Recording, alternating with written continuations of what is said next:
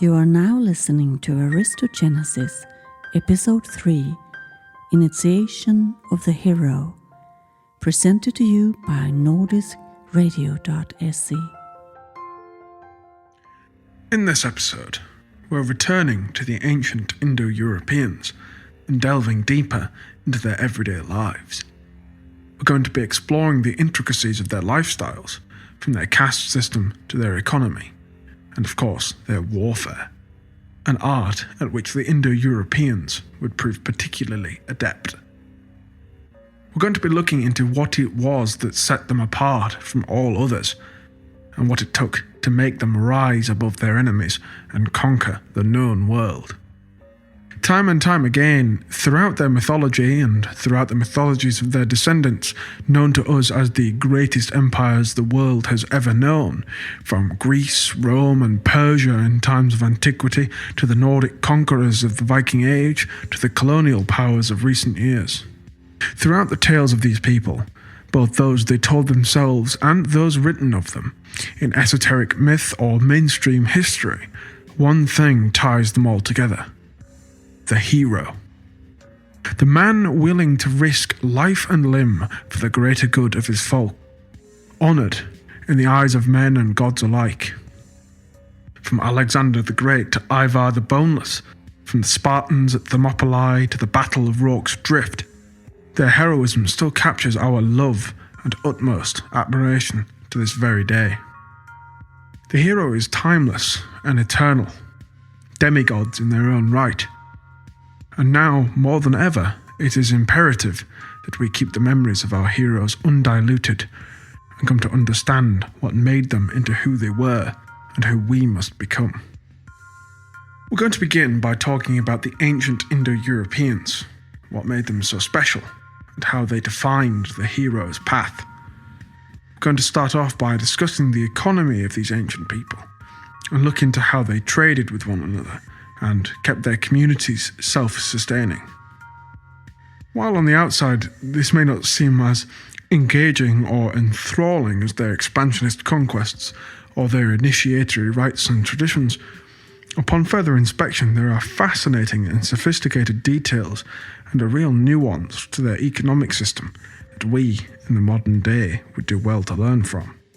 When looking at the economics of the Aryans, it isn't a stretch to say that it was essentially a non-capitalist one, with trade and bartering between kinfolk being the crux of their economy. Status and prestige was nigh on impossible to achieve through purely economic means, as in the accumulation and hoarding of wealth. In fact, the opposite seems to be the case. Political rivals would attempt to out-generous one another, competing by throwing huge feasts and banquets to please both their people and their gods. They may not have used currency, but this shouldn't be regarded as the custom of simpletons who couldn't create a form of coinage. As the Scythians, Indo-European contemporaries of the ancient Greeks, the height of their power, known for their extreme adherence to the old Indo-European cultures, deliberately shunned the use of coinage purely on principle, despite reportedly having vast quantities of gold jewellery of the finest craftsmanship. These ancient Aryans knew well of trade within their own communities and kinfolk, and trade, as well as the economy in general, was based around cattle and agricultural goods. Of course, different communities had their own ways of sourcing such goods with which to trade, some being more inclined to farm, and others retained a nomadic pastoralist lifestyle. As with any group that splits off into small communities in such a vast area of land, with such varying climates, temperatures and terrains, each community settled into a way of life that suited their environment. Even at this early stage, our ancestors were already showing the unique combination of fanatical devotion to their traditions and an environmental flexibility that would make them so successful as a collective. We are at once both steadfast and adaptable, and such early examples show that these unique and defining traits are in our very nature as a people, rather than coming about through any external force. One thing certainly sticks out in terms of their trade with outside groups: One group of Indo-Europeans from the northern Caucasus region had a chieftain buried wearing ancient Mesopotamian symbols of power, and the tribe had a number of Mesopotamian clay-spun pots in their possession. Trade is, of course, only the official explanation for such an odd discovery. Perhaps, though, however unlikely, there could have been more between this humble tribe and the ancient Mesopotamians, whose own writings and records seem to hint at just that. But we will return to the ancient Mesopotamians at a later date. As mentioned in our earlier episodes, Indo-European society was built on a foundation of trust, bound by oaths taken before the gods and held together by ethnic, tribal ties. This attitude was applied to all aspects throughout Indo-European life, and thus their economic system became one of reciprocation. When warriors and explorers would have to travel huge distances with very limited supplies, men already established along the way would be expected to provide food and shelter to these weary travellers from amongst their kinfolk, with the expectation that their guest, now bound by a sacred oath, would repay him one way or another, and this debt could pass down onto one's descendants if left unpaid. The repayment was typically not through mere commodities, and interest rates were an alien concept to these noble warriors. It's worthy of note that two men who entered into this host-guest oath would refer to one another as gosti, the root word for both host and guest in English. This idea of a host and guest being one and the same links back with the aforementioned point of trade being the giving of mutual gifts. In fact, the words for to give and to take are also the same verb in ancient Indo-European, which shows that there was a running theme of balance and reciprocation that ran throughout all aspects of their society. After all, what is honour but reciprocation? When you are treated well, it is the honourable thing to repay such treatment. If you are attacked or betrayed, it is the honourable thing to repay such slights in kind. Of course, this is the reason that Indo-European peoples give sacrifices and offerings to their gods, rather than mere prayers. It is a sign of reciprocation, entering into the host-guest pact, called xenia by the Greeks, with the gods themselves. Now that we've established how important this idea of reciprocation was to these Indo-Europeans, how did it apply to their economic system? Well, due to the aforementioned lack of any financial currency, and the trading of goods being the chief form of currency, a system of bartering naturally developed. All trade was thought of as gift-giving, and all gifts would have to be repaid, so to speak. What this means is the Indo-European system of honour and goodwill towards kinsmen, and their revulsion towards debt of any kind, governed their economic system, and trade strengthened the bonds within a tribe. The rich could not take advantage of the poor, as both parties could only exchange goods of equal value, but nobles, who were the guardians of their tribe, wouldn't ever have even considered such a dishonourable act as exploiting their own kinsmen for the sake of material wealth.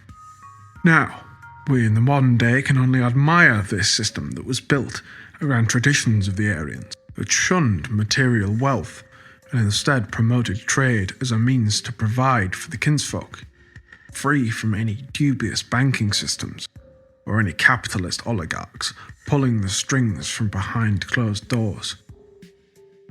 A system in which the kinsfolk was more important than wealth, and wealth was used to provide for the kinsfolk. So it would seem that even in the most mundane aspects of Indo-European life, there are still so many fantastic lessons for us to learn. We can see that the inner working of their lifestyles created a stable foundation, but this alone couldn't have been responsible for their indomitable prowess on the battlefield. That came down to a combination of cultural, technological, and physical characteristics that were unlike any other group of people on the face of the earth. In terms of physicality, it's obvious. The Indo-Europeans were, especially compared to their neighbours, huge. They were both tall and wide in stature and full of muscle.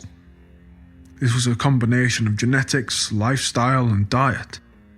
Genetically, we can see that historically, up until the modern day, people in colder regions are generally taller, and these men, originally hailing from the far north, were no different.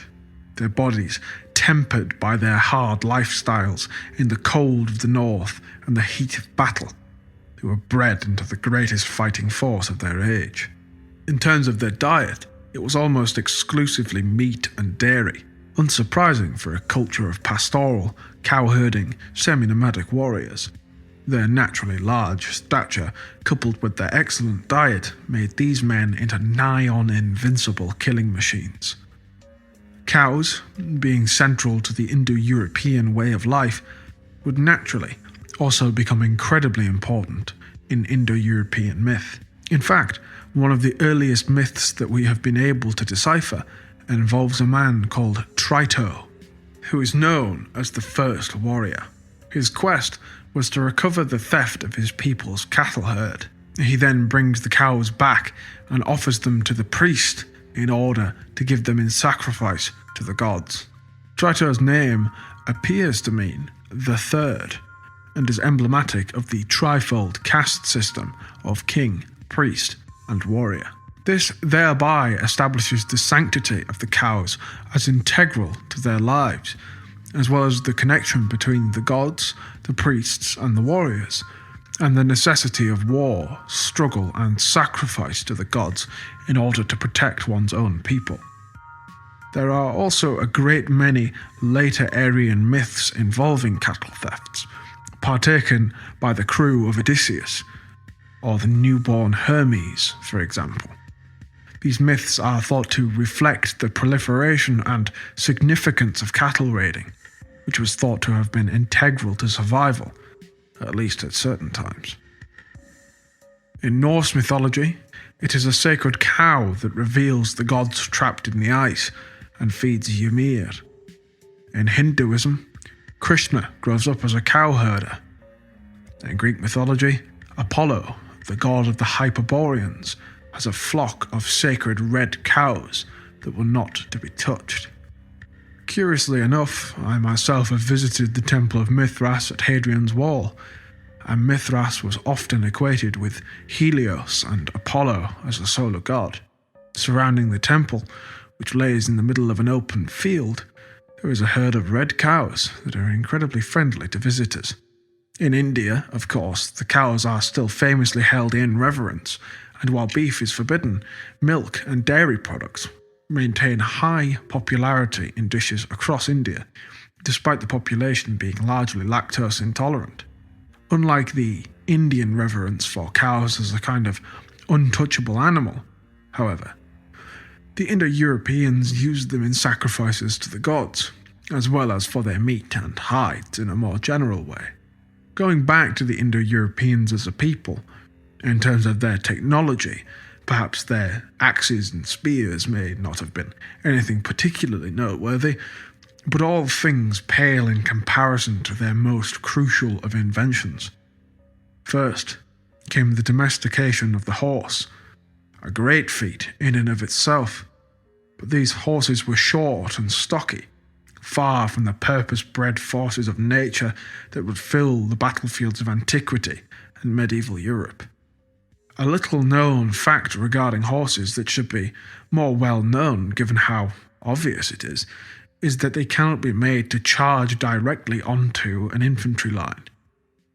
These creatures even now will spook at the slightest disturbance on the roads, so trying to get what was little more than a short, wide, wild animal to throw itself into the fray of combat would prove almost impossible. The horses, therefore, would instead be used to carry goods and people in a more civilian capacity, while warfare would be fought predominantly on foot. All of that soon changed, however. One man, whose name is now tragically lost to history, had an idea that would change not only the future of his own tribe, but shape the entire world. And thus began the age of the war chariot. Both physically and throughout mythology, the chariot plays an integral role in the spread of the Indo-European people and their mighty conquest across Europe and Asia. The chariot, at the time of its invention, would have made its rider into an unstoppable juggernaut.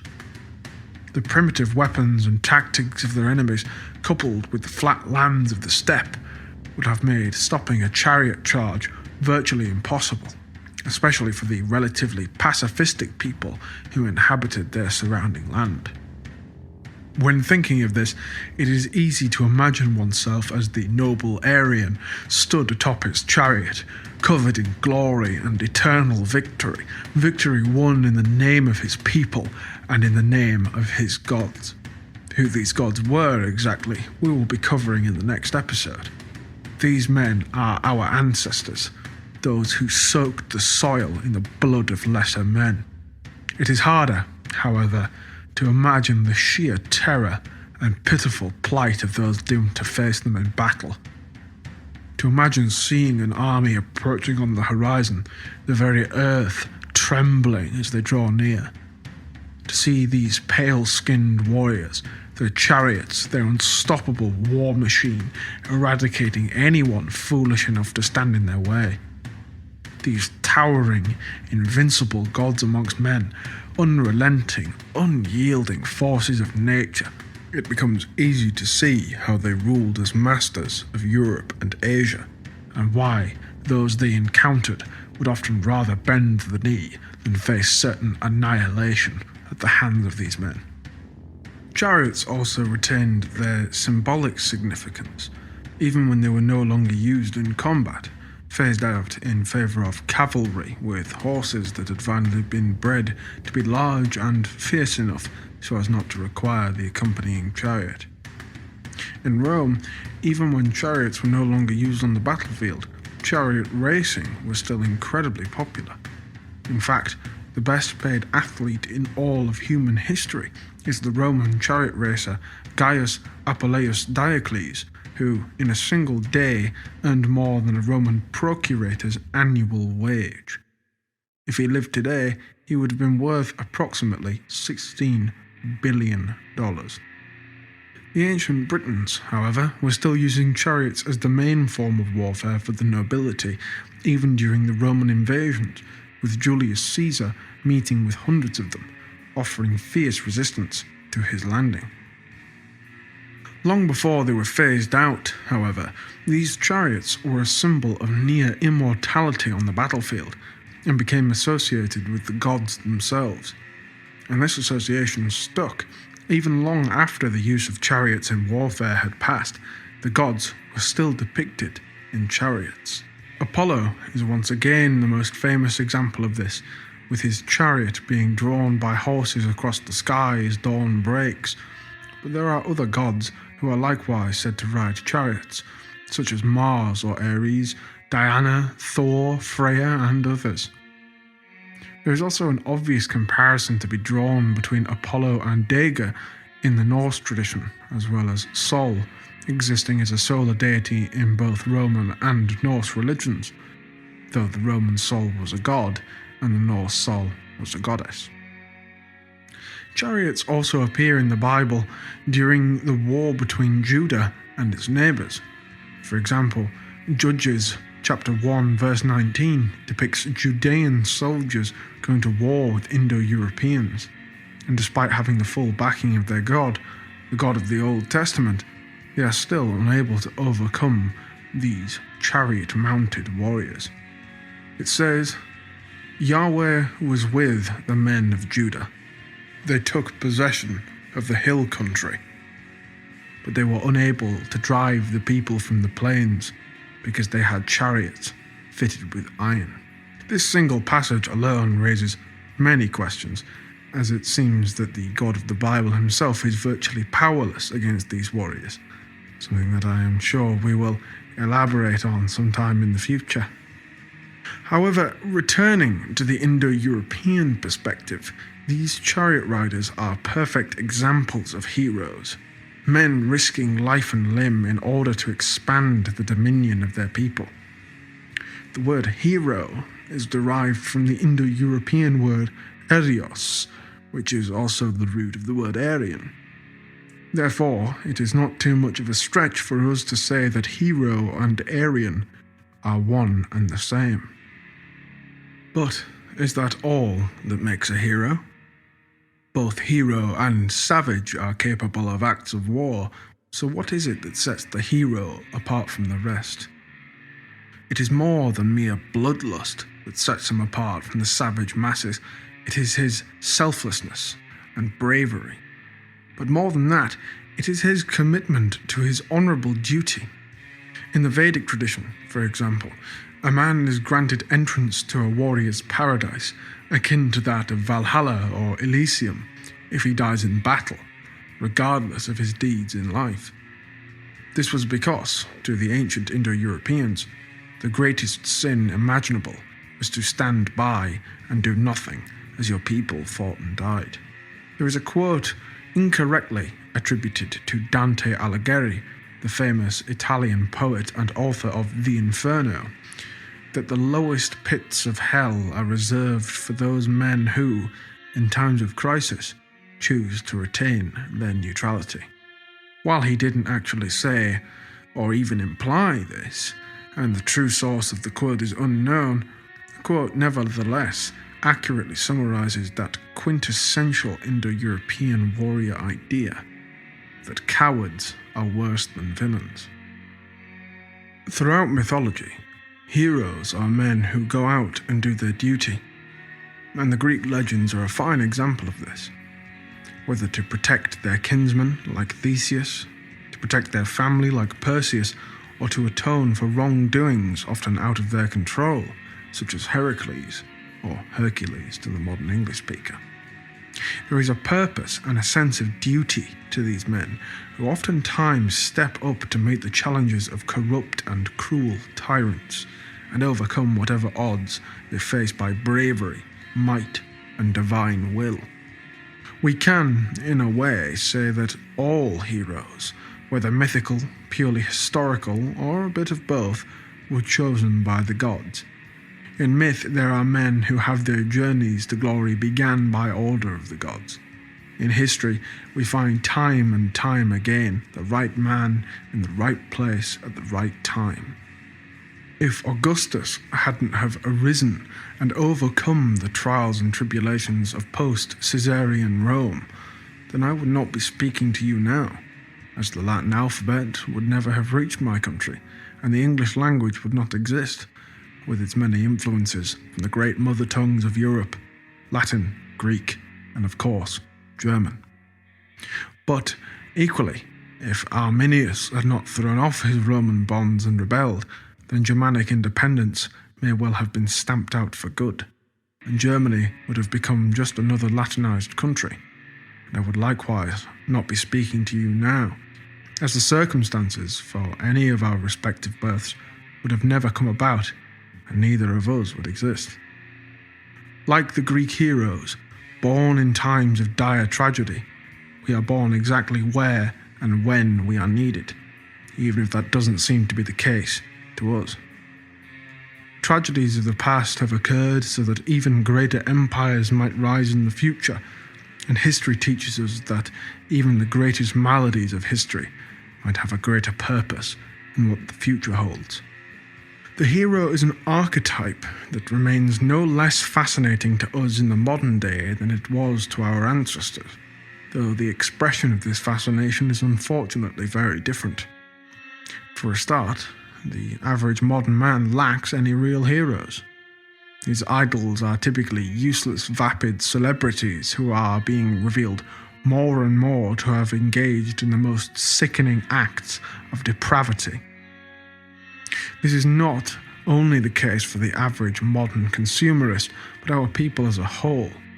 We seem to be severely lacking in heroes as a collective. With all of these recent occurrences across our world of statues being torn down, we should ask ourselves, who in the modern era would we build statues of in order to honour their contributions to our people? Very few worthy men come to mind, besides perhaps a very fresh wound for many of us.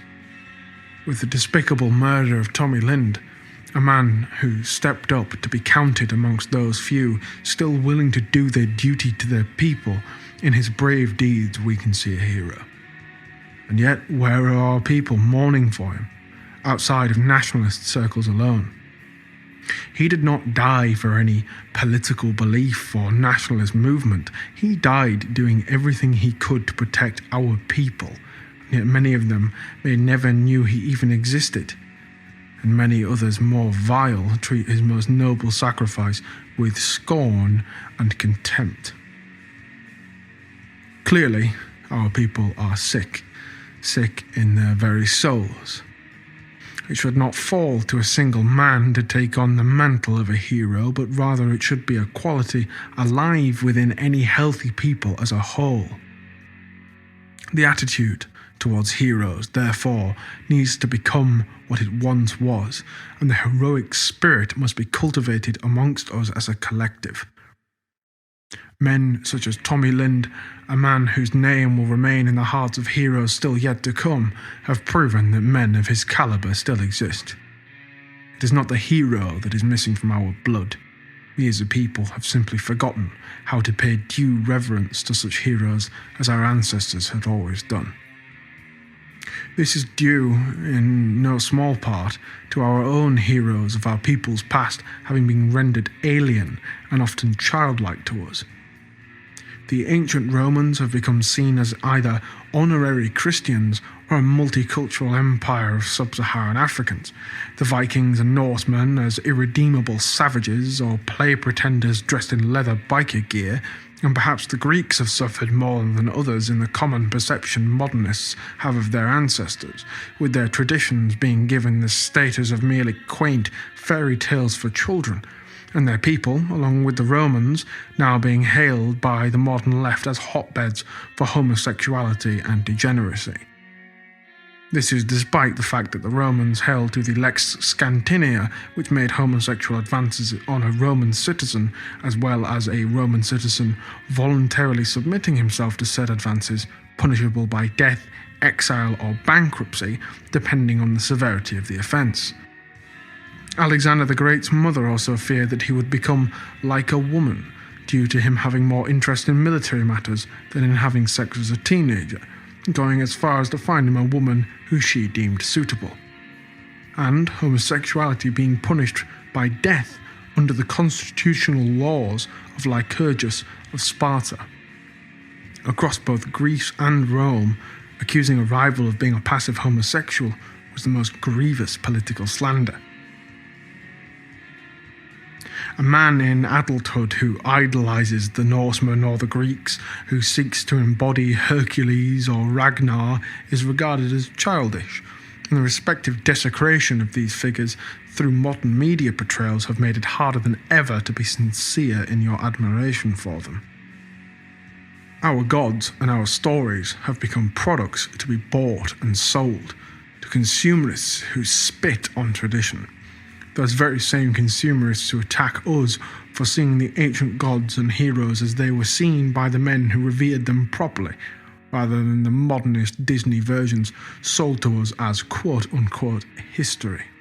Our heroes have been replaced with superheroes, also all owned by Disney, which have now become something socially acceptable for young men to not only be interested in, but to shape their entire personality around. If the Inquisition were to return and scour Europe for those guilty of idol worship, they need not look to the pagans, but need look no further than the superhero fan. Where once our ancestors turned to ancient texts for guidance, such as the Romans and the Sibylline books, the modern man likens his struggles to those of his favourite superhero, Star Wars movie, or Harry Potter book. Pop culture has become a religion in and of itself in many ways, and has replaced our traditions in the minds of the masses. Nowhere is this made clearer than in the cult of J.K. Rowling, author of Harry Potter. Her cult is undergoing its first schism, as she has refused to support transgender rights, and her fan base is now tearing itself apart, as if her personal views have somehow tainted their sacred book. I haven't read Harry Potter myself, but I hear that she made all of the bankers small, greedy, beady-eyed, hook-nosed goblins, and I couldn't possibly imagine what her inspiration was on that one. It's also worthy of note that in all of these dumb superhero films, the hero's job is always to work with the government and military-industrial complex, who are always good people with your best interests in mind, in order to maintain the status quo and save it from one of those evil villains who wants to put to right some problem that others refuse to address. Having now dipped my toe into being a media critic, I must digress. Our society as a whole now has an idea of a hero as the complete opposite of what was once the natural and healthy ideals of a strong society. Now the terms hero and victim have become somewhat synonymous. It is not seen as positive now to be a victorious conqueror who imposes his will on the world. It is now only the victim who can be celebrated. One might look at the Native Americans as an example. The Aztecs were a brutal warrior culture that oppressed and conquered their neighboring tribes, taking much delight in subjugating those who surrounded them and sacrificing them to their gods whenever they were victorious. However, when they were conquered by a rival empire, the Spanish under Cortés, who were actually backed up by countless native allies who wished to throw off the yoke of Aztec rule and live under the rule of Cortés, they suddenly became peaceful nomads who could do no wrong in the eyes of the modern man looking back on history. One conquering European empire had triumphed over a conquering Native American one, so clearly morality cannot factor into the situation. And yet still it is wrong to celebrate the conquering Europeans, only the natives who lost the war. We can see the same attitude when looking at the Zulu, who had expanded out of Zululand and into what is now South Africa, moving further and further out in their territorial conquests. In their expansion, they took many slaves, often cannibalizing them, subjecting the real natives of the land to barbarous cruelty. This expansion brought them head-to-head with another expanding empire, the British, and a brutal war ensued, ending in British victory. Once again, two expansionist empires meet, and one can only celebrate the so-called victim, rather than the victorious conquerors. Returning to the Indo-Europeans, the hero is often either in a position of leadership or later has this position bestowed upon him for his deeds. It is fitting, therefore, for us to begin looking into two of the three key ranks of the ancient Indo-Europeans, those being the chieftain and the warrior. The Indo-European chieftain was expected to embody the virtues of the other high castes, having roles as generals and leaders on the battlefield, most often on the front lines in their chariots or cavalry. When off the battlefield, not only was he expected to govern his tribe politically, he was also to undertake the most sacred rites and religious duties, and provide feasts to his people in honor of the gods.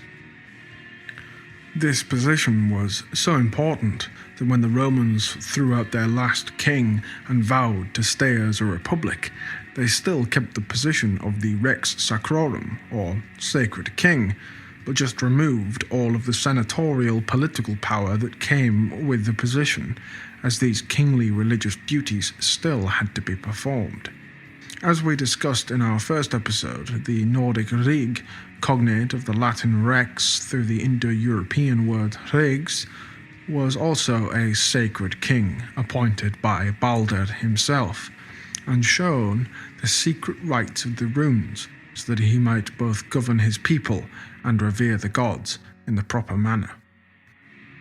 In fact, contrary to popular opinion, very few Norsemen could read the runes. Only the truly worthy were initiated into this most ancient of traditions. This wasn't uncommon. Literacy rates across all ancient societies was very low. The literacy rate of the Romans was unparalleled for centuries and only reached around 10% of the empire's population. This was not by any means down to the general populations of Europe being stupid, but rather the fact that education was an incredibly expensive ordeal, and writing was regarded as both a magical and a creative art form, and only those who were truly worthy could be initiated into such traditions. Even now, when the Norse runes are more popular than they may have ever been, it is one thing to read them, it is another thing entirely to understand them. Only those who truly learn from them, those who are gifted the knowledge of the gods bestowed upon them by wise men who had been likewise initiated. The word rune itself actually translates to hidden mystery or secret, and like the name, the runes themselves are hiding something in plain sight. Therefore, we can see that throughout both early and later Indo-European societies, the initiation of a leader was incredibly important, and a chieftain would have to gain the favour of both his men and his gods before taking on the role of both the ruler and the high priest, bridging the gap between the mortal and the divine. This meant that the order of the tribe was divinely ordained, and even politics was a religious affair, something apparent in later Indo-European societies. I am more fearful of an army of sheep led by a lion than an army of lions led by a sheep. So said one of the most famous leaders of all time, and a true embodiment of both a warrior and a leader, Alexander. He, in his earlier years, was the embodiment of a true Indo-European chieftain, and yet in his later years, before his death, may well have almost led his people into cultural and ethnic extinction, adopting the customs and women of the very people he and his men had conquered, while forsaking his own, and demanding his men do the same. A man such as Alexander is worthy of wider discussion, but for now he serves well as an archetype. As we have just mentioned, the three main castes of the Indo-European societies were the chieftain, the warrior, and the priest castes, and the ideal leader has historically embodied all three to differing degrees. Throughout both myth and history, we see the warrior become king and rule with a just and righteous, but often ambitious hand. We can look to Caesar, Arminius, Ragnar, and Horsa for examples, all of whom were cut down before their time, with both Caesar and Arminius, along with Romulus and many others, being betrayed by the jealous noblemen of their own peoples. When the ancients talk of these mythological figures who rose to greatness against all odds with the blessings of the gods, these tales should not be treated as mere stories. As we see time and time again, these same archetypes arise across all Indo-European peoples. Whether you believe that these stories have been embellished or not is up to you, though these embellishments are usually esoteric in nature. The only reason that we as a people view the tales of men like Romulus and Ragnar as childish myths and fantasies, but the tales of Caesar and Eric the Red as historical fact, is because modern historians and their Marxist materialist interpretation of history have removed any of the spiritual elements of the lives of these great men and relegated any sense of the divine that they could not erase to myth and fairy tale, despite the deeds of these historic men being oftentimes less believable to modern ears than any mythological event. A logical mind, and I dare say even a purely materialistic one, should be far more inclined to believe the story of Ragnar, a Norse warrior becoming a king and going out to foreign lands to raid and conquer, like many Norsemen did, than they are to believe that Alexander and his men were dying of dehydration in the desert, and after praying to the gods for water, two ravens, messengers of the gods, appeared above him and circled around his head before flying off. Alexander followed these ravens, who led him to an oasis, where his men could finally drink.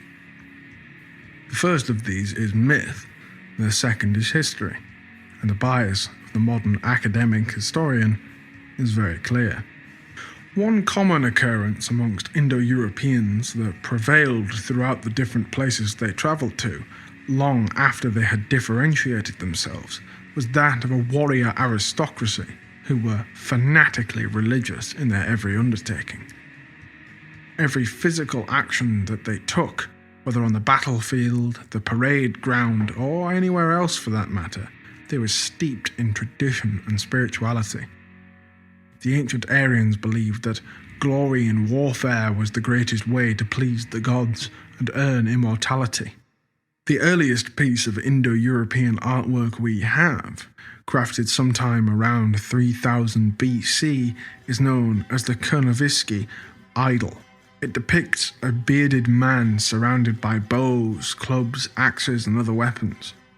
He is completely naked besides from his belt, implying that heroic nudity was an Indo-European concept in art depicting warriors for a very long time. As Nietzsche famously said, a god should be ashamed of his clothes. As we said in our first episode, the controversial term Aryan derives from the ancient Indo-European word for kinsman and became a mark of nobility, as only those descended from the conquering warriors would refer to one another as kinsmen, and thus this term came into use amongst the lower, subjugated peoples to refer to their overlords. These men were, by nature of their conquest, members of the warrior caste, and their establishment as an elite would remain amongst Indo-European peoples for centuries. In Rome, you could not become a politician without first having served a substantial career in the military, and the tales of Nordic kings like Harald Hardrada are full of warrior nobles who led from the front. This has obviously changed in the modern day, with politicians now being extremely wealthy through dubious means and recruiting mostly the poor to go and fight their wars for them. Because of this modern take, many now assume that this has always been the case, and that the words nobility and aristocracy are synonymous with greedy and cowardly and soft, is that this was not always the case, at least not for our ancient ancestors. For example, in the Roman Republic before the Marian reforms, only the land-owning middle and upper classes were permitted to even serve in the army, and a man had to have a military career in order to become a politician. The Celts likewise had a strict caste system led by a chariot and later cavalry-mounted nobility. Only the richest of the Celts would be able to afford an ingenious Celtic invention: chainmail. Chainmail is expensive enough to produce even now with mechanized industry, and so mail was a mark of incredibly high status amongst Celtic culture.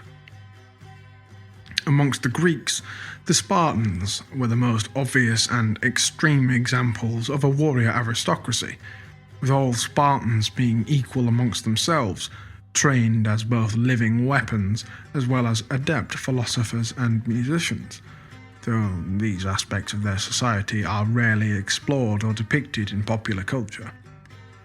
Athenians too, however, were all called to serve their country in its time of need.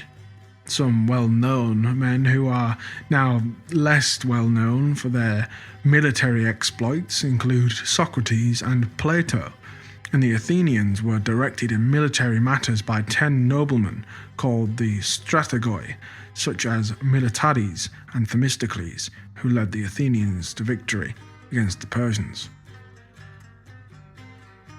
Amongst the Norse and Germanic peoples, we hear time and time again throughout both myth and history of the warrior nobility of the Nordic peoples. Before becoming kings, the well-known Norse heroes were fierce warriors, a tradition that continued for some time even after their conversion to Christianity. These men were sought after as bodyguards since the times of Julius Caesar, who surrounded himself with Germanic cavalrymen, who he would personally lead in his famous cavalry charge against the Gauls at the Battle of Alesia.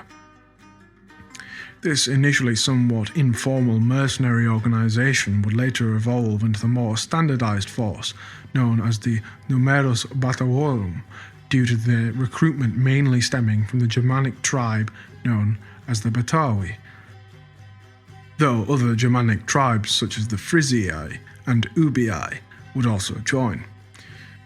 This bodyguard unit would be maintained by the entire Julio-Claudian dynasty, owing to their skill and fierce, unwavering loyalty, contrasted to the infamous, often treacherous and politically motivated Praetorian Guards. Even the most famous client king of all time, Herod of Judea, employed a Germanic bodyguard, attempting to emulate the system that had worked very well for the Roman Emperor Augustus. While these men are not exactly examples of a political nobility, they seem to routinely develop from a class of foreign mercenaries into a fiercely loyal and very skillful caste of warriors, consistently kept separate from the general population, as we see happening the exact same way with the later Varangian guards of the Byzantine Empire. However, the idea of heroism was as much about an individual being prepared to do his duty no matter the cost, as much as it was about being ruled by a collective made up of these individuals. The heroic spirit must exist in a people as a collective if they are to thrive, but even amongst cultures like the Norsemen, wherein heroism is ingrained into the very fabric of everything they did, individuals can still be seen rising up to impossible odds. The tale of the Battle of Stamford Bridge is an excellent example of just how vital these lone warrior heroes were to Indo-European peoples. For 15 minutes, a single Viking held off up to 20,000 Saxons by meeting them at a bridge. It was only by sailing under the bridge in a barrel and stabbing him in the groin that this Norseman was brought down. A related custom of self-sacrifice that I would like to mention is that of the Roman devotio, from which we get our term devotion. The devotio was an act of superhuman courage performed by a handful of Roman generals over the years. The devotio was a ritual undertaken by the leading general of an army, who would have the priests anoint him as a sacrifice to Jupiter and Mars in order to grant his people victory. After their anointment, the general would ride up and down the Roman lines, proclaiming his intentions to the soldiers serving under him. He would then plunge himself into certain death so that his own self-sacrifice would grant his people the favour of the gods. One such event occurred during the Battle of Sentinum in 293 BC, during which the Romans were fighting against the Etruscans, Samnites, and Gauls simultaneously. During this battle, the Roman general Publius Decius Mus, whose own father had also performed a devotio in the decades before, was faced with a military disaster. His cavalry had been pushed back by Gallic chariots and crashed into his own infantry lines, routing the Roman soldiers and risking total annihilation at the hands of the Gauls and Samnites. Realizing that his time had come to follow in his father's footsteps, he had himself anointed by the priests and then rode up and down the Roman lines, delivering his final words. "I carry before me terror, rout, carnage, blood, and the wrath of all the gods, those above and below. I shall infect the standards, the armour, the weapons of the enemy with dire and manifold death. The place of my destruction shall also witness that of the Gauls and Samnites." He then leapt into the thickest part of the enemy line, wherein the enemy threw javelins at him, cutting him down. Appearing before the Roman soldiers was the Lupus Martius, the Wolf of Mars, a sign that the gods had accepted his sacrifice. Seeing this, the routing Romans reformed and pushed back the Gallic and Samnite lines. The battle was eventually won against all odds. His father before him, of the same name, had performed a similar rite during the Latin Wars, sacrificing himself by plunging into the enemy lines. He was said to have fought with such supernatural vigour that he single-handedly forced the enemy to fall back and slay him with javelins from a distance, and then reform their ranks. There were, of course, other devotios that were performed, but these were the most well-known examples. For a man to disregard his own life and plunge himself into certain death in order for his people to win victory, his courage and his reverence of the gods granting him and his people eternal glory, he made the ultimate sacrifice, when he easily could have fled and returned to Rome, retiring on the riches that a general's wage provided. It is one thing to risk death, another thing to accept death, but another thing still to charge towards the enemy with the intention of dying, in order for the gods to grant your men victory. Such occurrences like this pose questions for the Marxist ideas of history, in which all things are done for material gains, and the rich exploit the poor using religion as an opium of the masses. What material gains did Publius Decius Mus make from being dismembered by spears? It also shows that those who claim that the ancients were not truly religious at all and saw things only as metaphors for natural phenomena cannot be entirely correct. It is also thought that there was a very specific rite of passage for all young men in Indo-European societies, one that is known today as a manabund. In order for boys to become men, they would have to join up into a band of young men of similar ages. Half of the year would be spent working as farmhands, the other half as raiders, going out into foreign territory and plundering the lands, earning fame and fortune. This way they would learn all that they needed to embody the masculine ideal, to tend and care and protect as farmers, and to fight and struggle and forage as warriors. This also might be why the god of war also had agricultural associations, such as Mars for the Romans, or the warrior god Thor for the Norse. During these years, these men would wear the skins of animals, thus giving rise to the wolf pelts of the Ulfhednir in Nordic tradition, and the Werlites and Achillifers of the Romans.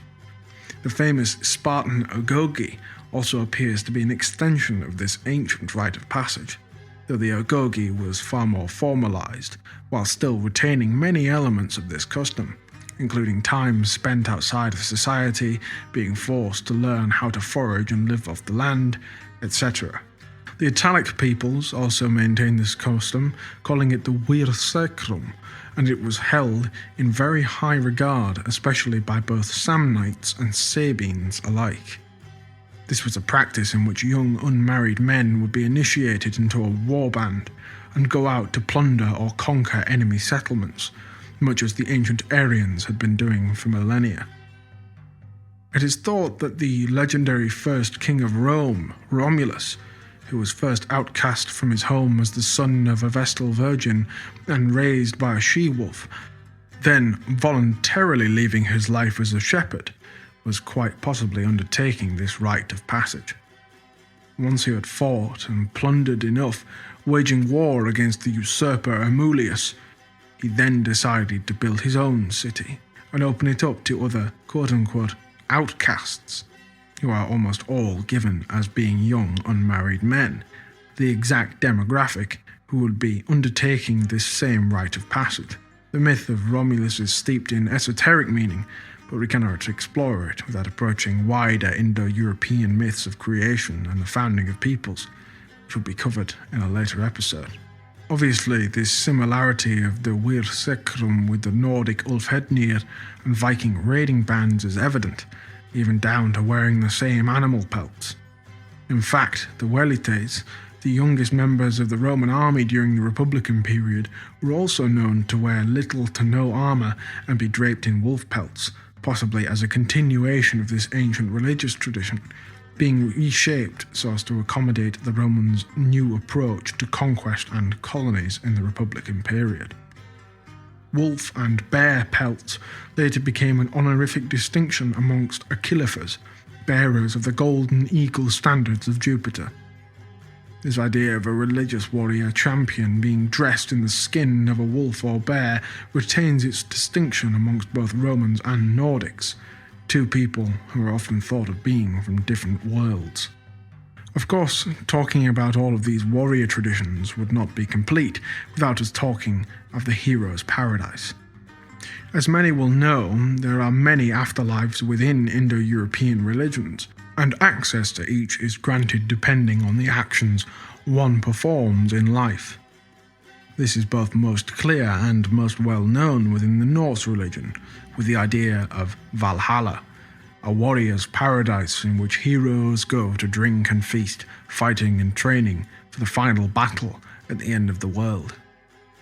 Valhalla is of course very well known in popular culture, arguably the most well known of all Norse afterlives, and the reason for that is simple. Even in this modern day, with its wage slavery and its Marxist materialistic ideas of history, there is still something within Valhalla that still speaks to our very souls as Europeans. Not necessarily Valhalla itself specifically, but the idea that our fallen heroes reside in paradise, a cut above all other mortal men.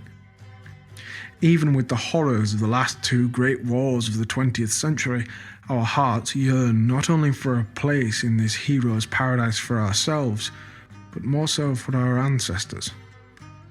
In fact, I would argue that the idea of an eternal paradise is, in many ways, less appealing than to live on in glory amongst one's descendants, and to have one's mortal memory become immortal throughout the histories. The Greek and Roman afterlives can be somewhat complicated, as many of the ancients disagreed as to its nature. However, we may put this down to the innumerable philosophers of the time speculating on the myths to find the answers, each often coming to his own conclusion. However, we may say that the notion of death in battle for one's people was of the utmost importance, whether or not there was some glorious afterlife promised those who fell.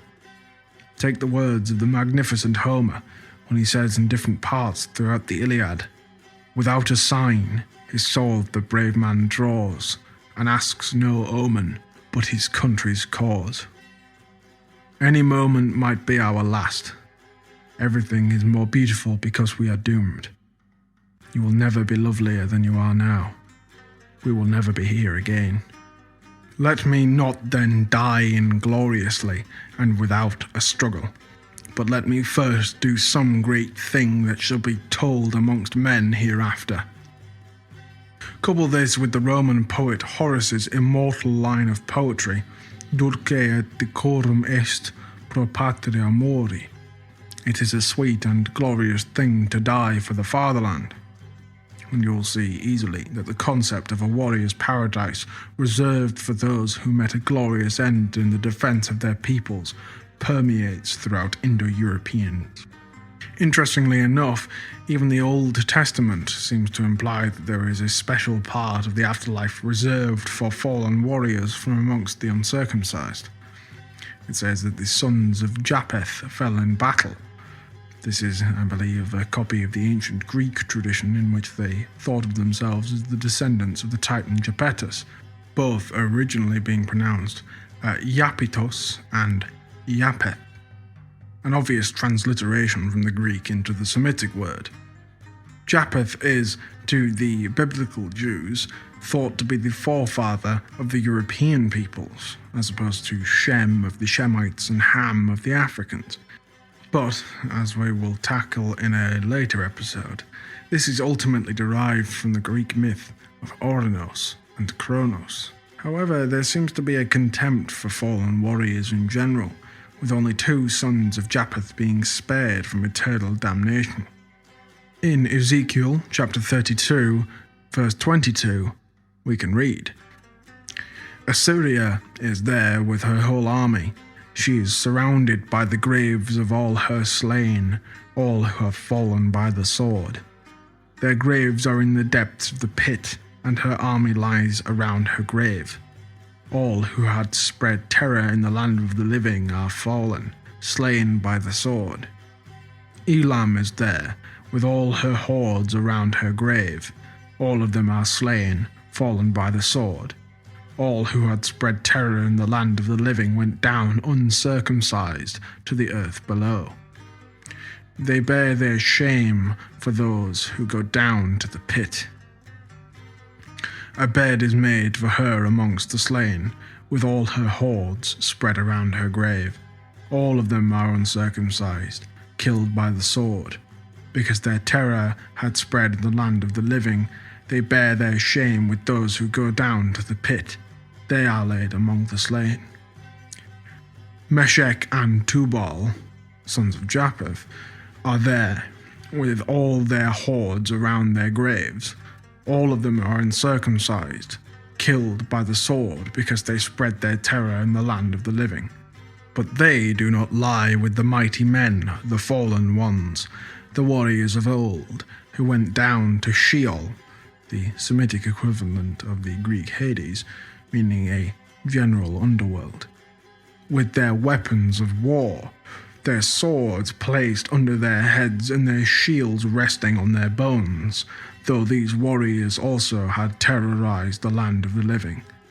You too, Pharaoh, will be broken and will lie among the uncircumcised, with those killed by the sword.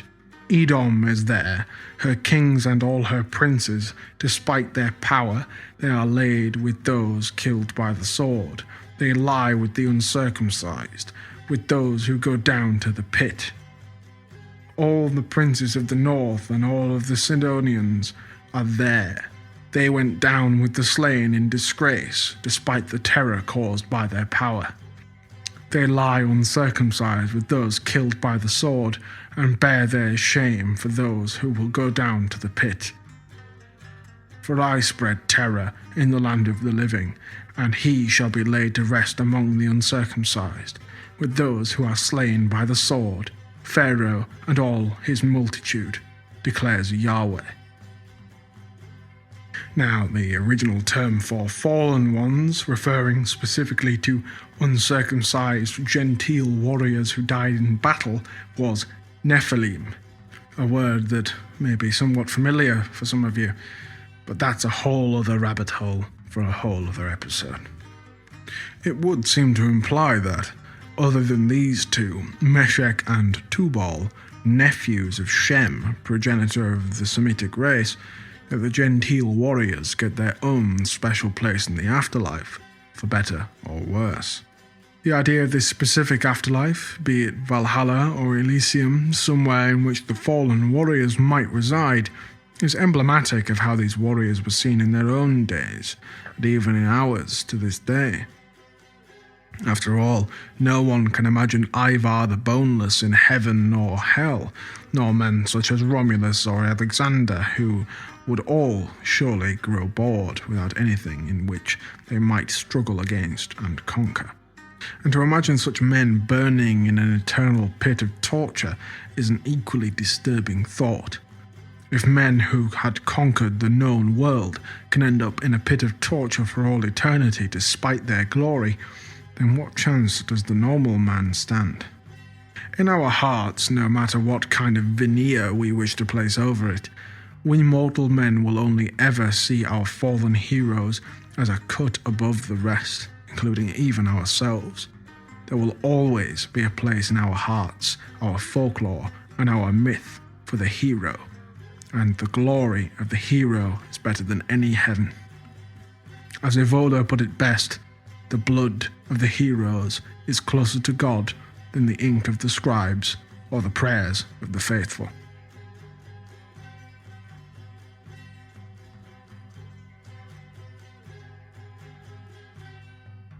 I really enjoyed your script, Tyrus, always digging forth fascinating historical details, and with great understanding and insight of our people's myths and mentality. I would like to begin by taking up the story of this legendary historical figure of the Hellenic antiquity, Alexander the Great, because he combines many of the subjects you talked about and he's relevant to our episode. I can't say I agree on how you describe his late years and the potential outcome of his actions on his people, But this is not an episode about him, so I'll try to be short. He was a member of the royal Macedonian war aristocracy, a prince that became a king and died an emperor, and whose conquest paved the way for the future empire building of the Aryans, mainly realized by the Romans. Alexander the Great combined some specific qualities that make him an archetype, a model of a chieftain in its highest form, that is, a king and a hero, with all that it means to be a hero. He was the embodiment of a force of history and the embodiment of the unstoppable will of his people. And what do I mean by that? Alexander the Great lived and died in the 4th century BC, and for at least 200 years before that, the Hellenic world, the classical world, was continuously harassed and threatened by the Persian Empire. These two historical colossus met and crashed for the first time in those years.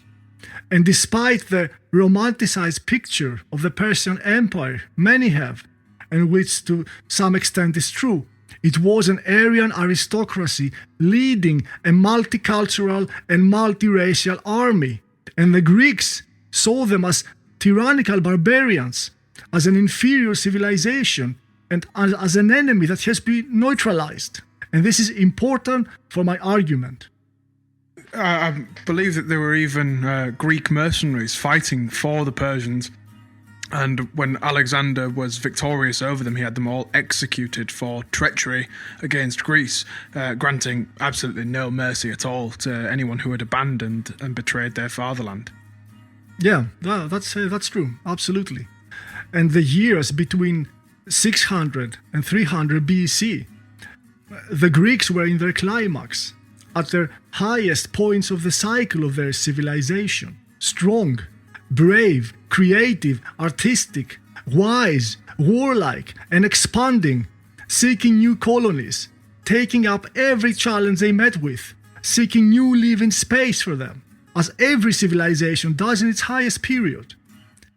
The Persians were an active threat to them, and 150 years before Alexander, the Persians attacked mainland Greece and almost succeeded into eradicating that civilization. And it was at those so-called by the Greeks Persian wars that the Greeks, with the Athenians and especially the Spartans in the front line, stepped forth into history and showed what they were worth with all their glory and became legends. The 5th century BC Persian wars, that is, the Persian invasion of mainland Greece, was won by the Greeks, but the threat of the Persian Empire was still there, active and overhanging. Yeah, after the heroic, legendary battles of Thermopylae, Salamis and Marathon, the Persians realized that they could never hope to defeat the mighty combined arms of the Greeks, so instead began an old, familiar and most un-Aryan tactic. They started buying up corrupt officials amongst the ranks of both the Athenians and the Spartans, and they deepened the mending wedge that had formed between these brother Greeks and began financing both sides in wars against one another, using trickery and dishonor to bring about a series of brother wars, essentially, until Alexander managed to unify all of Hellas under his banner and stamped out the foreign interference of the Persians for good. Yeah, exactly. Now, if we look further, Alexander the Great was a student of Aristotle, and he studied under Aristotle during his youth. And Aristotle was heavily influenced by Plato, which made Alexander a bearer of the Platonic ideas and ideals. Now, besides the differences to some extent of the philosophical ideas between these two great thinkers, Plato and Aristotle, they both agreed and declared one important thing, that the Greeks should rule over the Persians, as they saw themselves superior collectively and individually in spirit, mind, and body, and because the threat from the East should be neutralized permanently if they were to continue with their way of life. Alexander strongly believed on the superiority of the Hellenic civilization to the Persian, and he carried that conviction throughout his life. Now, these philosophers, Plato and Aristotle, were not only abstract thinkers beyond their time, beyond their place, and beyond their people. They were not philosophizing for the benefit of an undefined humanity. They were racial and especially a national voice. In their works, the high philosophical spirit of classical Hellenism found its expression, a spirit of a specific people, of a specific race that manifested through their ideas and teachings. Interestingly enough, the Washington Post has done our work for us, and they even went as far as to call Aristotle the father of scientific racism in an article we'll obviously provide in our further reading section. And Aristotle's work, The Politics, contains quite a telling quote.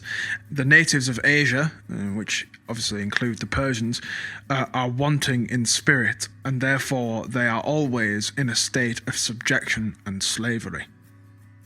Yeah, a historical truth.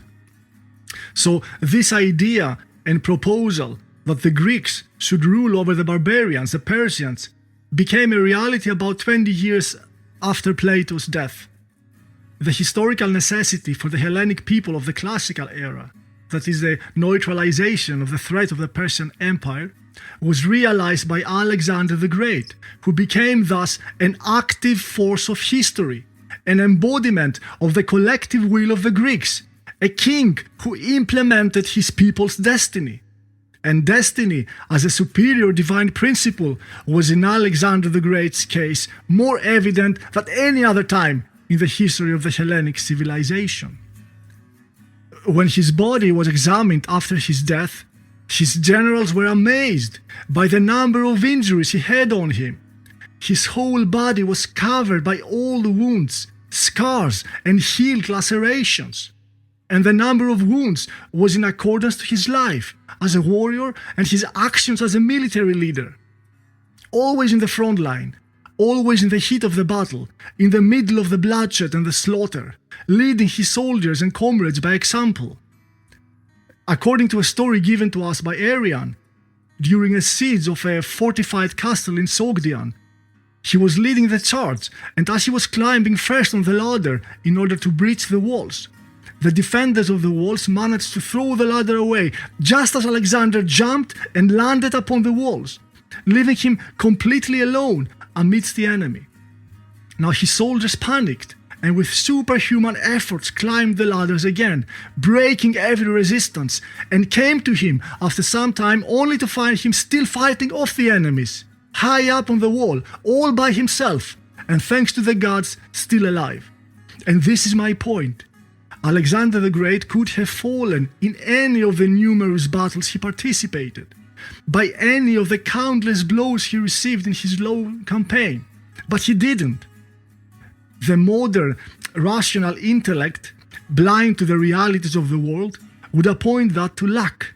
No, it was destiny that kept him alive, a principle prior and beyond the personified deities that helps regulate and sustain the order and the balance of the world, and whose ways are for us most often a mystery. There is no luck in the world as meant by the modern man, as a faceless, meaningless, and randomly acting force of good or evil, with no identity, with no purpose, to which the modern intellect appoints events in life that it cannot otherwise explain, or events which question the fragile foundations of his limited worldview. To our ancestors, what most people call luck today was the expression of the will of the gods, a higher, timeless, form-giving principle that chooses to participate in the timeline of history in order to sustain the order and the balance of the world. And this force, call it destiny if you will, protected Alexander the Great until his great task was complete, until his potentiality was realized and his purpose was fulfilled, granting him status and glory that forever will inspire anyone who has still a fighting sparkle left in him. Alexander the Great and his Dorian Macedonians proudly put their origins to Zeus and Hercules. And by the gods, it's difficult to question that. His accomplishment, his short but intense passing in the world, was a Herculean task, guided and protected by divine forces. Alexander the Great was a historical person, a man that became a hero and later worshipped as a demigod in a hero cult like no other in history before or ever since. A legend whose memory is still, today, vivid in folk traditions. And how many heroes, real persons or mythological from antiquity, can claim such an honor? He was the embodiment of a force of history who realized the destiny of a whole people and himself transcended by his virtue and actions into the realm of legend, only saved for a few chosen ones. Julius Caesar, possibly one of the few men in history with a legacy comparable to that of Alexander, while in his late 20s, looked upon a statue of Alexander and reportedly broke down into tears.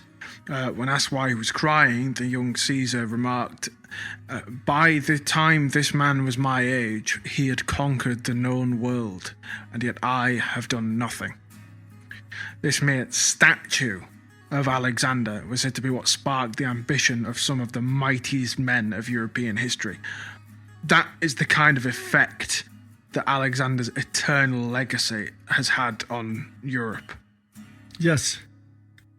Now, I would like to move further to another aspect of the conflicts between the Greeks and the Persians at this specific historical period, which is more practically relevant to our struggle on the realm of politics today. And it is the timeline of the unfolding events, how history took a whole different direction and granted total victory to the Greeks, however hopeless and dire their situation was a few generations ago. Alexander the Great conquered the Persian Empire within 4 years from the beginning of his campaign, officially the year 330 BC, with the sack of Persepolis. Now, at 480 BC, when the Persian troops were burning Athens to the ground during the Persian invasion of Greece, who of the Athenian sailors upon Themistocles' fleet, watching the thick cloud of black smoke rising over the city of Athens, who of them could ever imagine that 150 years later a Greek army would sack and burn the capital of their arch-enemy, the greatest and most powerful fighting force of the time? Probably no one.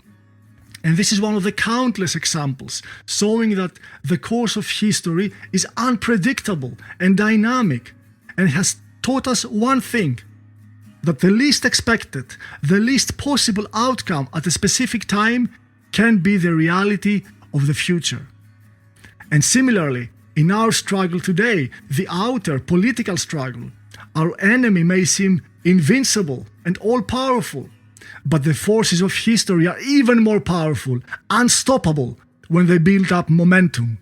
And these forces, this dynamic, acting primarily on the metaphysical plane, need to find expression on the physical plane, in history and politics. Expression through groups and personalities who become themselves the living embodiment of a force of history and implement the destiny of their people. These groups and personalities are not part of the masses, they are not the public, they are not passive observants of the dynamic of the world around them. On the contrary, they are awakened, heroic men and women with insight, with will to act and stand their ground. And they stand as unmovable pillars, and upon them the chaotic flow of history crashes and changes course to the direction they indicate.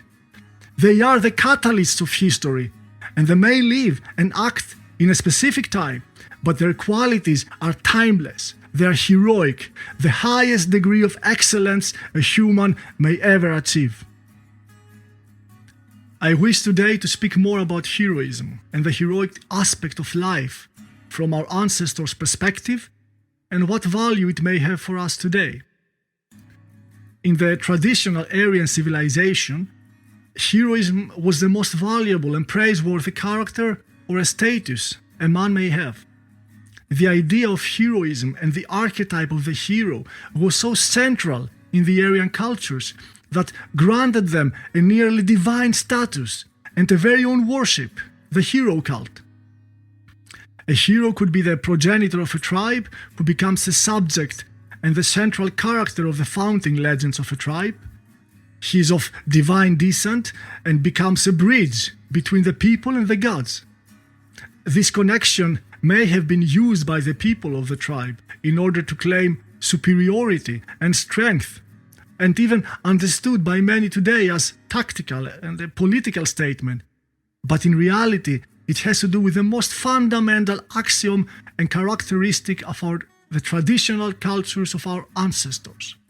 The fact that our ancestors thought themselves to be connected and attuned to the eternal world, beyond the human, the mortal, and the physical reality.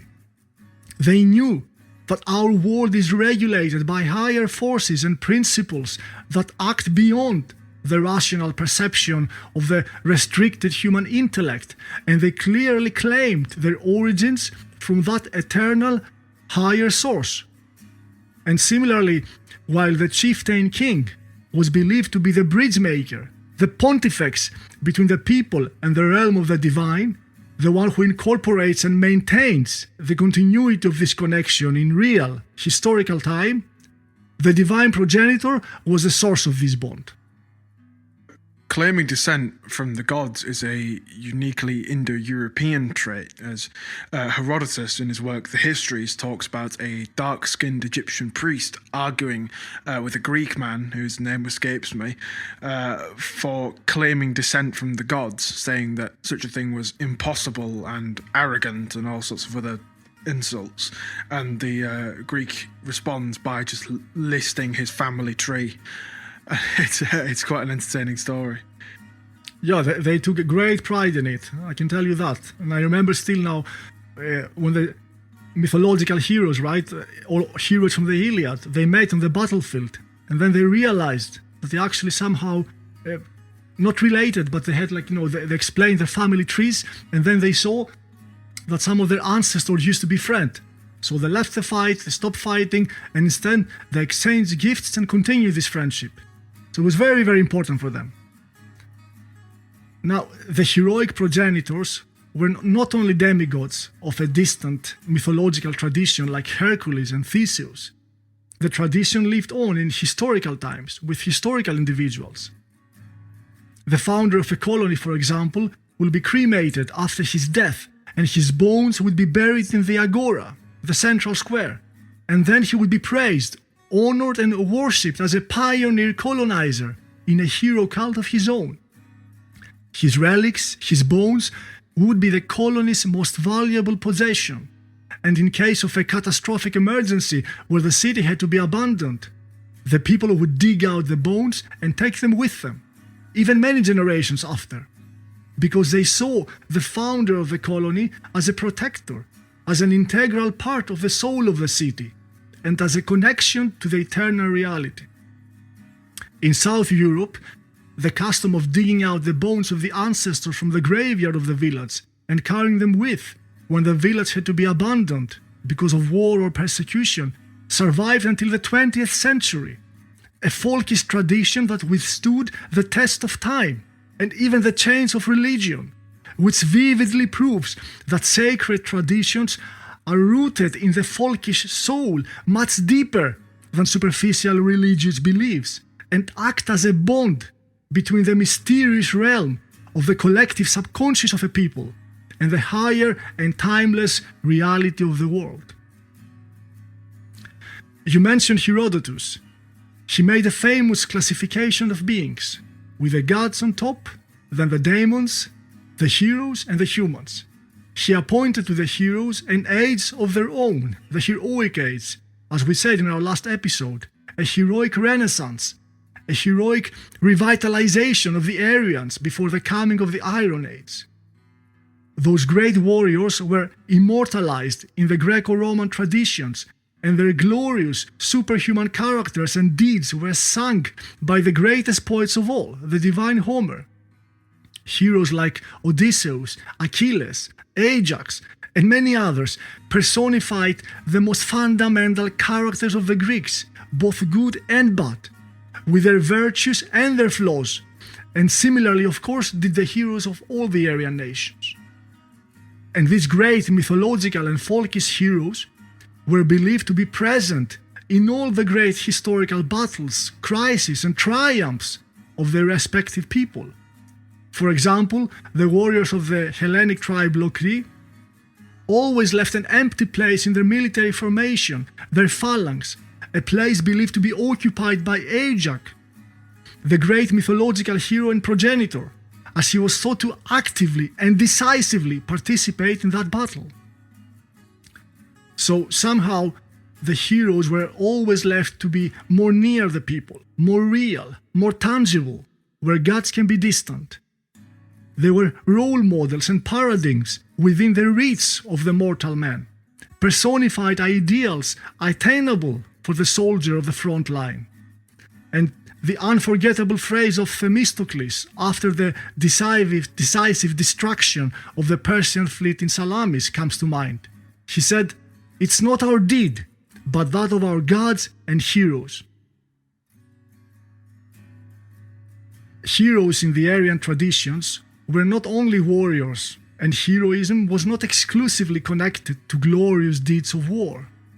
Asclepius, for example, he was a hero and a god of medicine in ancient Greco-Roman traditions.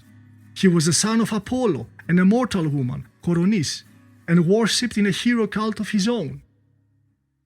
And similarly, Lycurgus, the great lawmaker of Sparta, was also worshipped in a hero cult. And despite the lack of certainty regarding his life from the sources, if he was an actual person or not, he was not thought to be a god or a demigod. And it was his institutional reforms that transformed Sparta from an unimportant Dorian colony into a city where the greatest and most fundamental characters and virtues of the Aryans were crystallized in a state whose heroic, manly, and aristocratic character will echo in eternity and forever stand as a guiding light and a standard of Aryan excellence and polemic virtue. Another example of heroism, worshipped in its own local hero cult, was that of Penelope. Yes, the wise, virtuous, and loyal wife of Odysseus, who patiently waited for him for 20 years, pushing back the notorious and aggressive suitors who wanted to marry her and take Odysseus' kingdom in his absence. Penelope, who revered her husband and fulfilled her duties as a wife, a mother, and a queen with a heroic sense of self-sacrifice and commitment, and was immortalized into a symbol of fidelity and piety, and into an ideal of the true original principle of femininity, as seen from our ancestors' perspective, that of a woman honoring her husband, becoming a guardian of her husband's honor, and dedicating herself to her children and her family. It said that in Sparta, only men who died in battle and women who died in childbirth were allowed to have their names written on their tombstones, because these were seen as the only way to live for the folk. Oh yes, and generally Sparta is a gigantic chapter of the Aryan history, and we promise our listeners that we'll return to Sparta in a future episode. Definitely. Now, our ancestors recognized and praised the heroic ethos, not only in battlefields, wars, and perilous adventures, but also in accomplishments and characters where the individual transcends itself and becomes an embodiment of a superior and timeless value or principle, where the individual becomes an authentic expression of morality, of loyalty, of honor, of duty, of true masculinity or femininity, of self-sacrifice for the people, or an expression of a creative force that benefits the people. The thousand faces of heroism that grant the individual the status of a demigod, not only symbolically, but actually, as the hero becomes the incarnated, living expression of an immortal and timeless idea.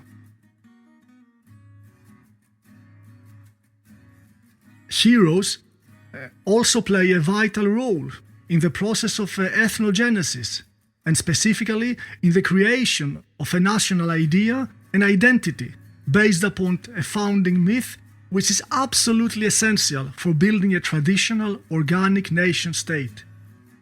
In the Aryan cultures, the examples of founding myths based on epic war efforts, revolts, revolutions, and bloody conflicts are countless, always with heroes on the epicenter, whose epic struggle and heroic death become legendary and act as a catalyst for the creation of the national identity, and whose memory, and to some extent worship, vigilantly preserve the national idea.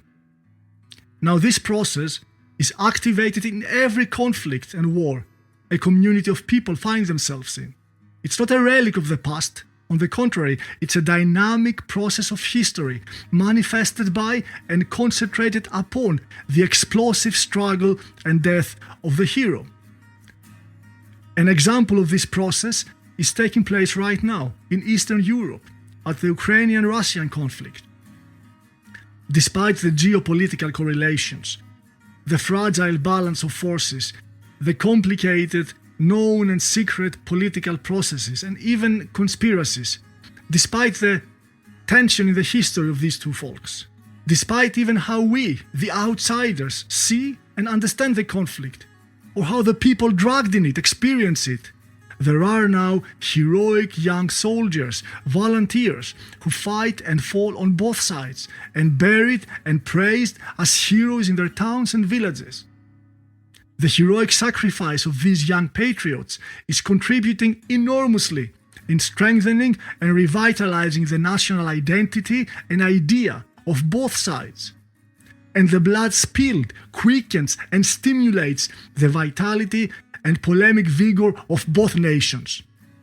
And both nations, regardless of the outcome and the implications of the conflict, will come out of this war healthier, more vital, and more robust.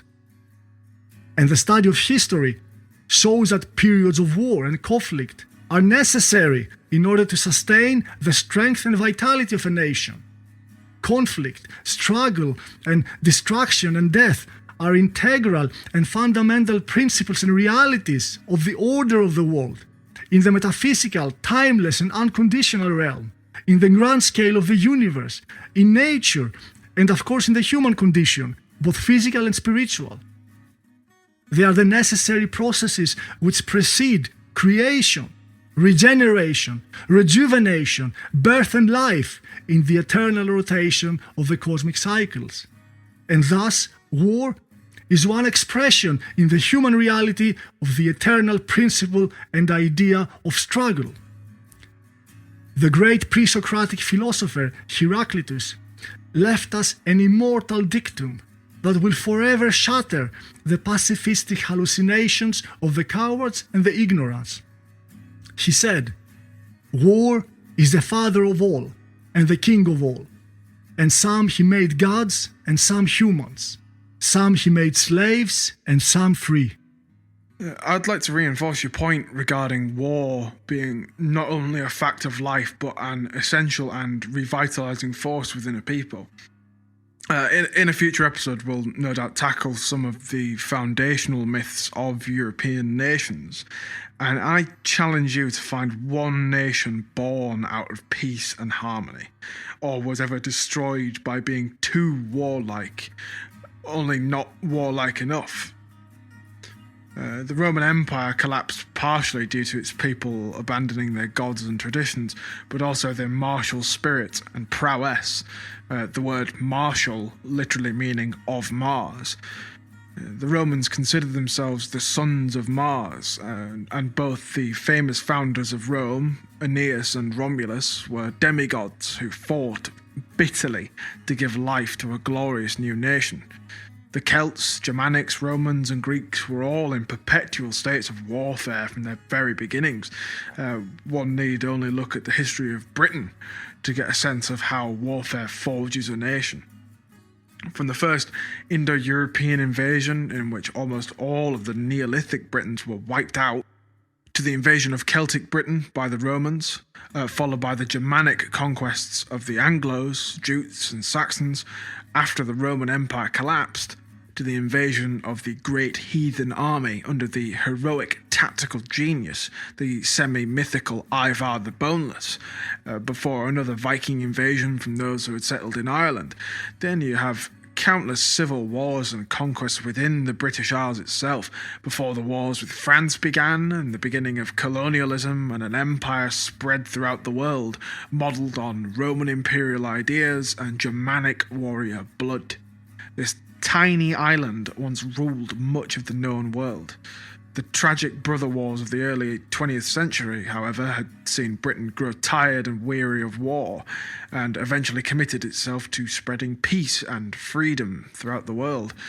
It took out a loan to free every slave in the empire, a loan so huge that the British taxpayer only finished paying it back in 2014. So the British taxpayers alive today have paid for the freedom of the slaves. Within a single lifetime, Britain went from holding near total dominion over the world to British people being a minority in their own capital. Through centuries of warfare, the Neolithics, ancient Indo-Europeans, Celts, Romans, Anglo-Saxons and Vikings, a fierce nation was forged, and it only took a few years of the concept of peace as an ideal to see it come crashing down to new lows never before seen in European lands. It's therefore my belief that peace is more dangerous to a people than warfare, and it proves the old Latin adage, "Quis pacem para bellum." If you want peace, prepare for war. Yes, I definitely share your belief, 100%. And the modern liberal dogma of peace at any cost, the idolization of peace, is the most unnatural anti-principle, without any connection to reality, without any connection to human nature, to the laws of nature, and of course, without any connection to the eternal order of the world. Peace at all costs is a poisonous doctrine whose cunning imposition in the mentality of the Europeans as the most dominant moral value and the primary and standard strategy of our governments is one of our enemy's greatest accomplishments, in order to subjugate us and lead us into an inevitable suicidal route of self-elimination.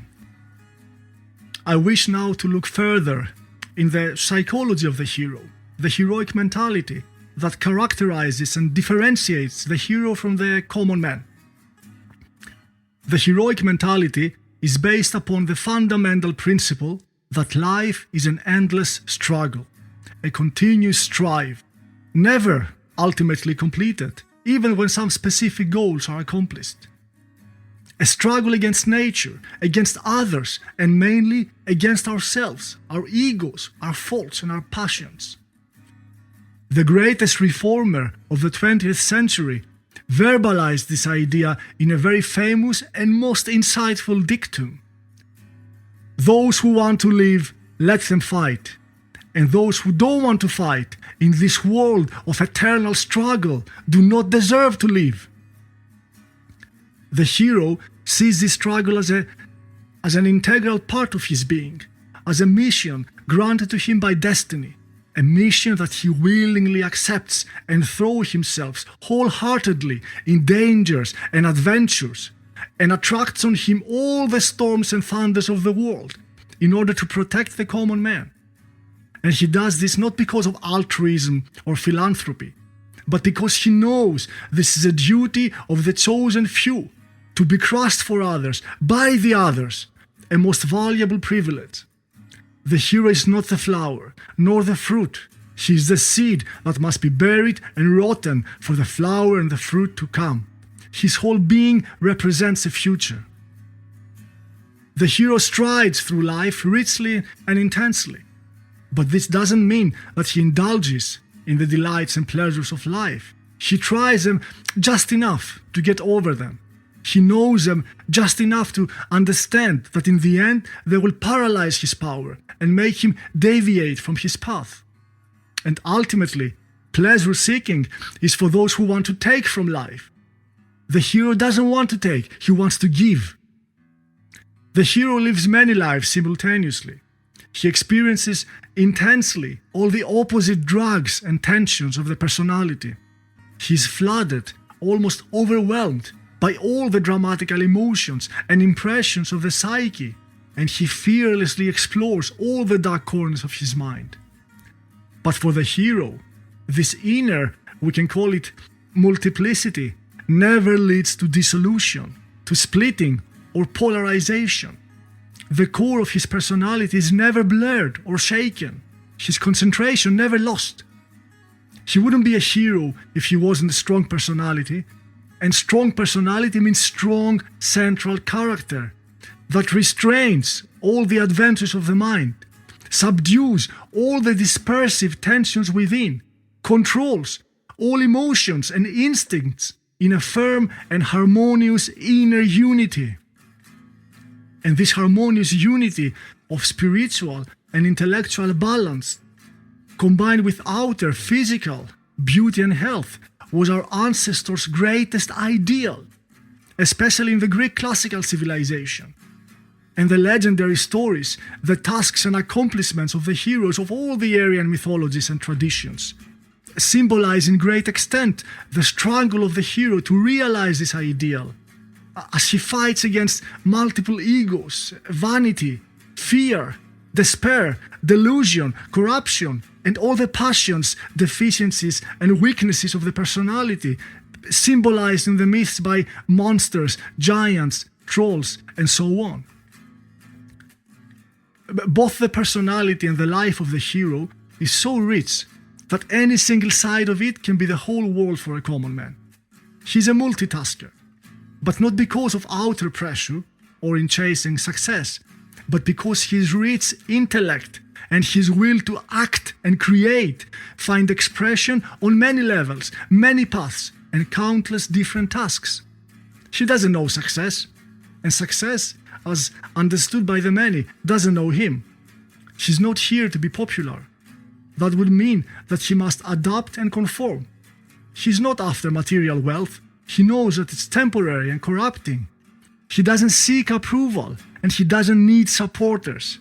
He is the center of himself, free in his isolation, aristocratic and distant to the common man, unmovable from his personal beliefs, and unshaken from his sense of personal responsibility.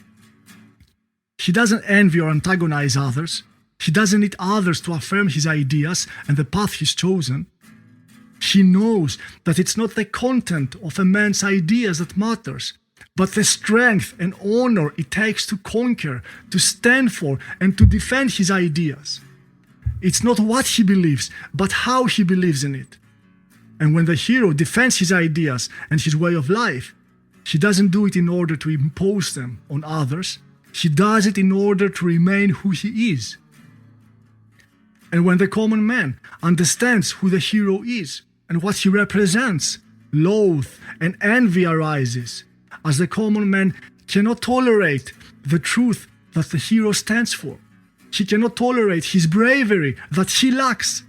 He cannot fathom his grand vision, which reminds the common man that he has succumbed and capitulated in all the greater challenges of life.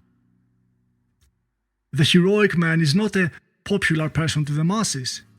The acknowledgement of his actions and personality is usually a posthumous and after-death issue. For the masses, he appears even sometimes to be insane.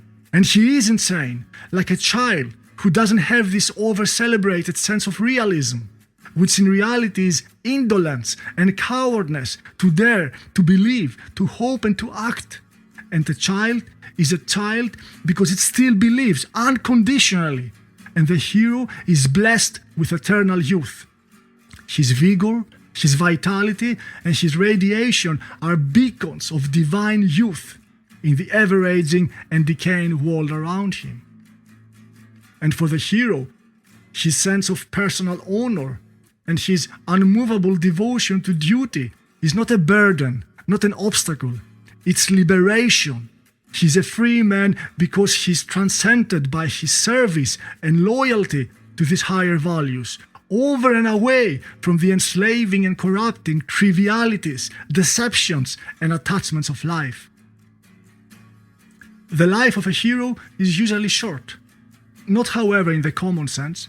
He may actually live for many years, but there will always be too few compared to the vastness of his vitality and the greatness and complicity of his vision. Of course, it is often short in the common sense as well, because he usually spends all his life on the perilous front line of war. War, struggle, and conflict, both outside, physically, and inside. He doesn't know peace, he doesn't retrieve, and he doesn't retire. He's aware that he can never put down his sword and shield. He can never slacken his defenses, drop his guard, and lessen his caution and alertness. Swaying between excitement over enthusiasm and then indifference and withdrawal is the way of the common man, the man who lacks motivation, lacks insight, and lacks a steadfast persuasion. It is the way for those whose inner core, whose personality lacks the strength to withstand and handle a world of continuous change and uncertainty. The heroic man is a pillar with deep roots that always points in one direction, and his final destiny is death. Death gives meanings to his life. Death is the final action that seals all the actions of his life, and only death in his life complete. And the death of a hero is an explosion. The weak and coward tremble, the scornful silence, and his enemies dare not rejoice, because deep inside they know that his spirit and legacy will be a force much more powerful than he ever was. Heroism is more evident, more recognizable in situations of crisis and danger, where one's personality is put on the test, where one's body and soul is pushed to the limits, and where the outcome of the challenge is unknown, and of course where one's life is threatened. And that's why heroism is usually a phenomenon of war. Now, heroism during crisis, threat, and danger has always fascinated me. In times of crisis, something mystical happens. Something great and out of this world, something metaphysical, awakens in the soul. People suddenly find an, up until then, hidden and unknown to them strength and motivation to rush into danger, into a rain of bullets, against unbeatable odds, to almost certain death. And not only at a battlefront. It can be in an attempt to save somebody from a burning house, for example, or in a stormy sea that will almost certainly claim their own lives as well. So, momentarily, they go against all their survival instincts, which are so deeply rooted inside. Momentarily, they overcome all their fears and hesitations. Momentarily, they forget their family, their career, their money, and everything they hold dear, and rush to their deaths. Something breaks in them. Chains that have been holding them back magically loosen. A sharp moment of insight eliminates all rational thoughts, and a liberating sense of clarity takes control, powerful like a thunder, irresistible. It's a momentary enlightenment as described in the Indo-Aryan and Buddhist traditions, where the bonds of the relative, transitory, and elusive world we live in break, and the mind, free for an instant, experiences the limitless grandness and beauty of the absolute and the eternal. And if this moment will be the last moment in a man's life, what better credentials and merits can he take with him in the next life? The Elysian fields await. If he survives, he transforms into the highest and most noble version of himself. And this is the true reward of the heroic man. It seems, however, that this transformation of a common man into a hero, under pressure and in danger, may happen to many. It is possible, and history has shown us, that simple, idle, even corrupted men can become instant heroes under specific conditions. Especially in the scenario of war, where heroism is encouraged and even expected. It occurs easier and more often than one would think. The true hero, however, is the one that carries this mentality throughout his life, the one whose personality is strong and unwavering, whose mind stands firm against the ever-changing trends, illusions, and temptations of life, and whose inner being is an unshakable axis, always pointing upwards. The man whose integrity is incorruptible, whose sense of honor is his most valuable possession. The man whose sense of personal duty liberates and uplifts him, and whose energy and labor are totally dedicated to the path and the cause he chose to serve, with self-sacrifice and against all odds.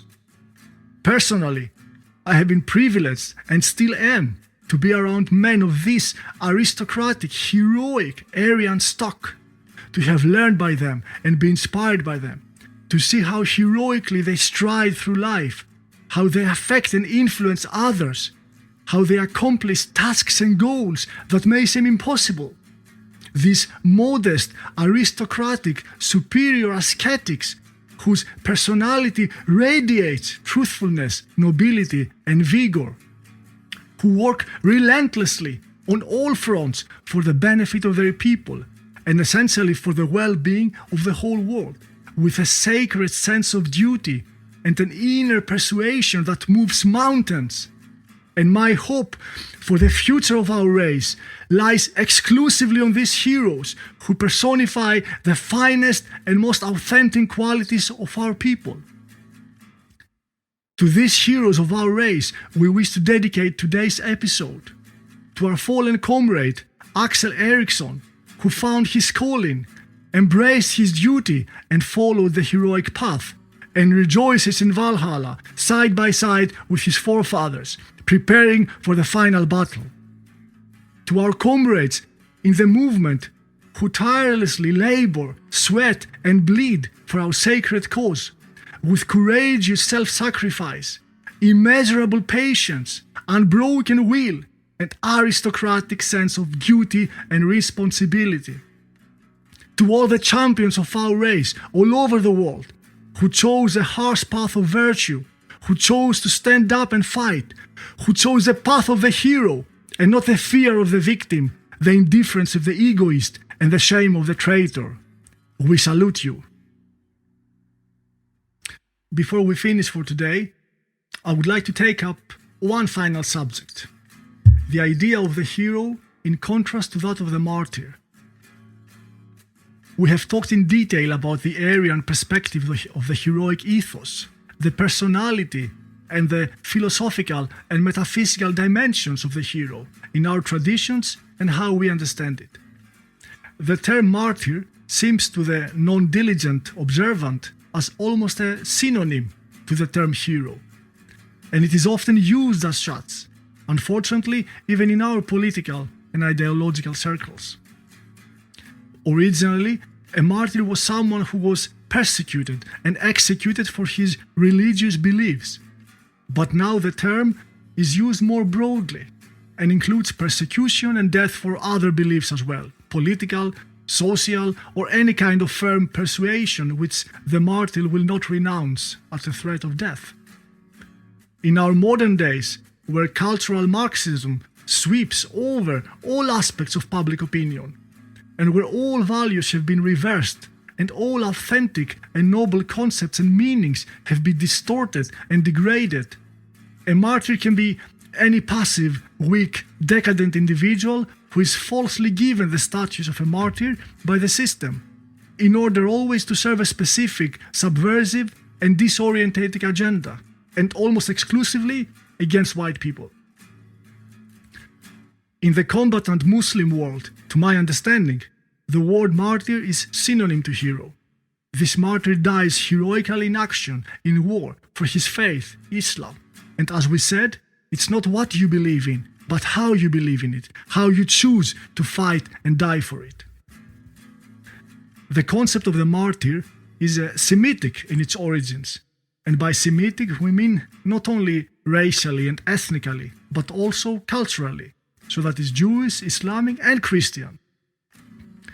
It crystallizes very deep and fundamental conceptions and attitudes of the Semitic people, and stands as an antipode to the Aryan ideal of the hero. The most well-known martyrs of the Western world are those from early Christianity, when Christianity was still a heresy of Judaism, which actually means a branch of Judaism, in the late times of the Roman Empire and before it became the official religion of the Byzantine Empire. We know the stories of the early Christian martyrs who were fed to the lions and burned alive because they wouldn't renounce their faith. But all these stories are to some extent fabricated and exaggerated regarding the cause and the severity of the punishment. The truth is, however, that only few early Christians were sentenced to death by the Romans, compared to the amount of death sentences at the time, which was not unusual, and most importantly, it wasn't just for their faith. The Roman Empire was tolerant to all religions of its subjects, as long as they would obey the empire's laws. And this religious tolerance was actually one of the reasons that led to its decline, when the central, traditional Roman religion, philosophy, and mentality was infiltrated and undermined by alien, often Oriental, elements and worldviews. The Christians were punished mainly when they would refuse to do their obligatory military service as citizens of the empire, or when they would refuse to bear weapons for the sake of the empire, just like the Jehovah's Witnesses do today in those European countries that still have a mandatory military service. The most famous and extended persecution of Christians from the Emperor Diocletian at the 3rd century AD.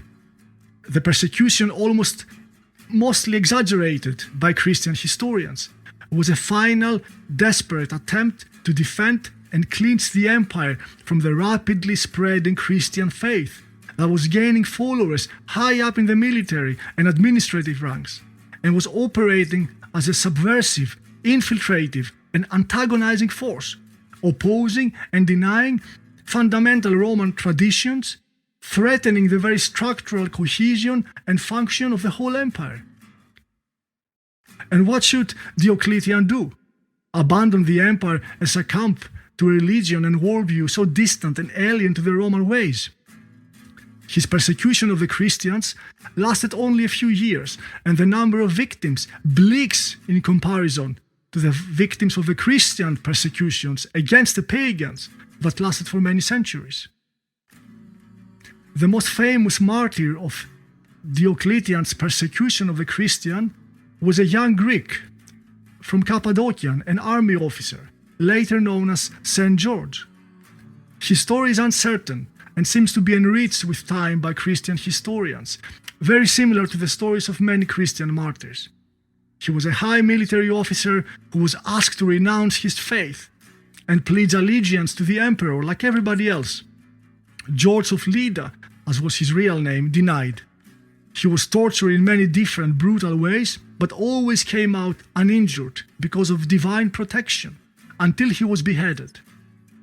He became one of the most important saints of the Christian Church, but his death as a martyr was forgotten, and instead he was transformed by the European spirit and in the European tradition into a hero, a militant, manly fighter who rides his horse and kills a dragon, leader and protector of the army, invoked in war cries, a model of chivalry, a hero of medieval legends, an archetype of a knight. Because the European spirit and worldview is alien to the concept of the martyr, the victim who bends the knee, awaiting salvation by divine interception, and whom passively walks to his death, hypnotized and neutralized by a desperate sense of hope for something better in the afterlife. And the original figure of St. George, and many other similar saints, was an infiltration of a genuine Semitic archetype imposed by the Christian Church in the European faith.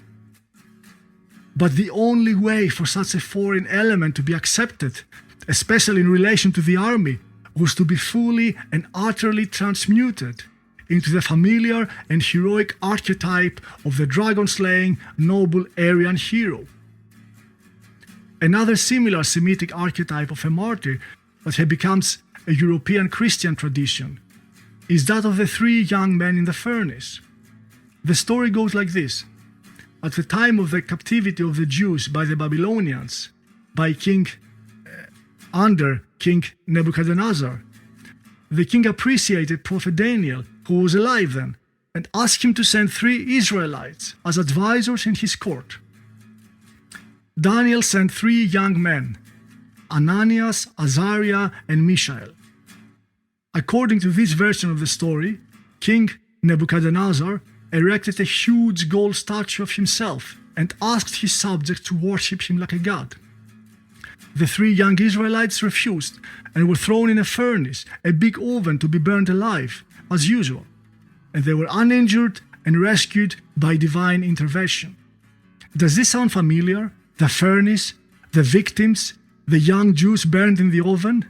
Does it? Yeah, food for thought. An interesting detail is that these 3 Israelites, now saints of the Orthodox Church, in some European countries are the patrons and protectors of the fire department, which is a paradox. The fire department, this heroic institution, the only organization that counts so many casualties in time of peace, had adopted as patrons these 3 Jewish, not Christian, martyrs who never fought the fire, but expected to be rescued from it by an angel from above. We, the Europeans, find ourselves today once more in a time of great crisis, mainly a crisis of identity. And in order to come victorious out of this existential threat that hangs like a sword over our heads, we need to rediscover and embrace our genuine essence and character, our great potentiality and calling, which lies crystallized and immortalized in the Aryan archetype of the hero, not the martyr. In this war of identity and ideas, both inner in our personalities and outer in politics and culture, we have to rediscover our authentic values and principles, our authentic essence, and become once more ourselves. This is also a process of observation and distinction of what is authentic Aryan and thus fitting and natural for us, and what is not. And this process of discrimination must include even the most fine and deep undertones of meanings and ideas that have been distorted by a cunning, subversive, and very difficult to see infiltration of alien conceptions, which undermine the very foundations of our character. In every battle we choose to take, every struggle we choose to throw ourselves in, both inside against the worst part of ourselves and outside in our lives and against what is threatening our people and cultures, let us be inspired by the archetype and the mentality of the hero, not the martyr, because victory will only come by our own labor, our own sacrifice, and our own perseverance.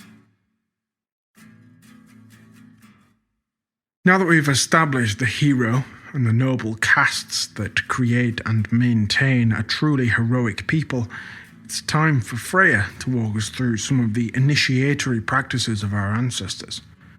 It is one thing to talk of what these men, kings, priests, warriors were, but it is another thing entirely to talk of how they became the heroes that we know them as today.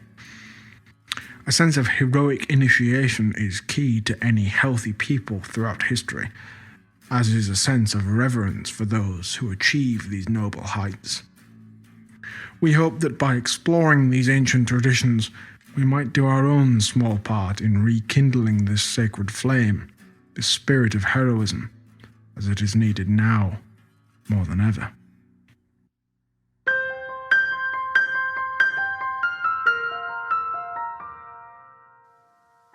The title of my talk is Maiden Mythology in Norse Society. I'll be speaking about the role of the goddess, the giantess, and the Valkyries, played out in Norse society when it comes to initiating kings and warriors. I'll be exploring the purpose of initiations called sacred marriage and the esoterica behind finding a spirit spouse. The great psychologist Carl Jung had greatly contributed to our understanding of the unconscious influence of the archetypes. I'll be speaking about this, as well as the process of how to become more self-aware and how we can integrate the shadow self in our psyche. I'll be mentioning about the greatest archaeological findings in Scandinavia since Viking Age, related to two vulvas, as well as to a historical event from the last pagan temple of Uppsala. Lastly, I'll be speaking about the halls of initiation, Valhalla and Folkvang, and about the Norse divination of Seidre and Galdre, and the mediators of the ceremonies, the Gudjas, the Vulvas, and the Valas.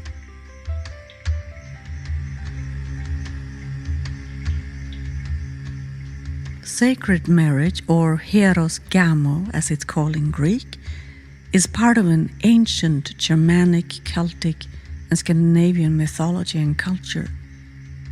It was practiced in one form or another in Scandinavia throughout the Nordic Bronze Age.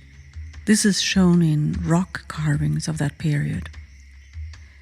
Hirogamos is a ritual or a union between a god and a goddess, or between a divine and a human being.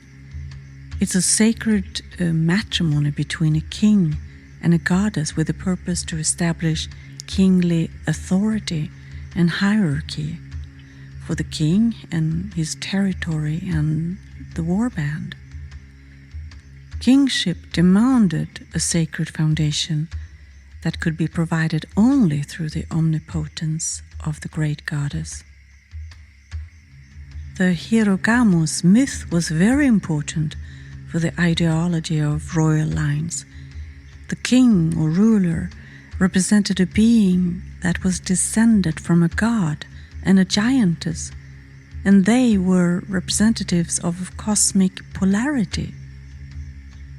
The ritual could symbolically enhance or maintain the cosmic order between a sky father and an earth goddess, with the purpose of bringing fertility and prosperity to the land, where the rain and sun from the sky shall fertilize the earth and the ground.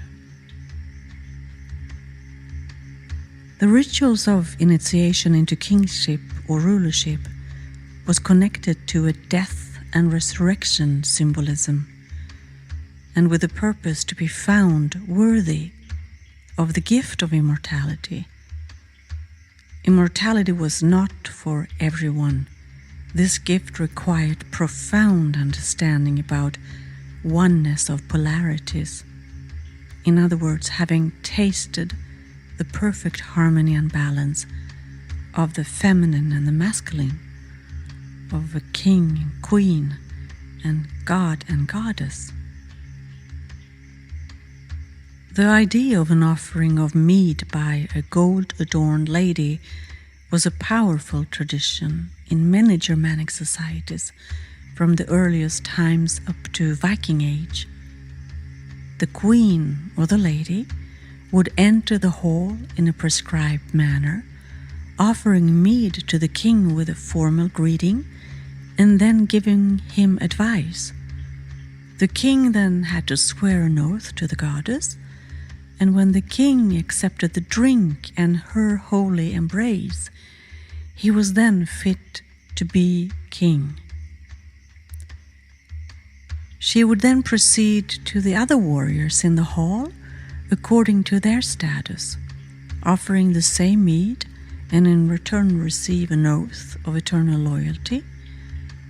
The ritual would be a communal bonding rite between the warriors, but at the same time an expression of lordship, hierarchy, and rank. Through her role in the ritual, the lady would also act as a delegate for the king.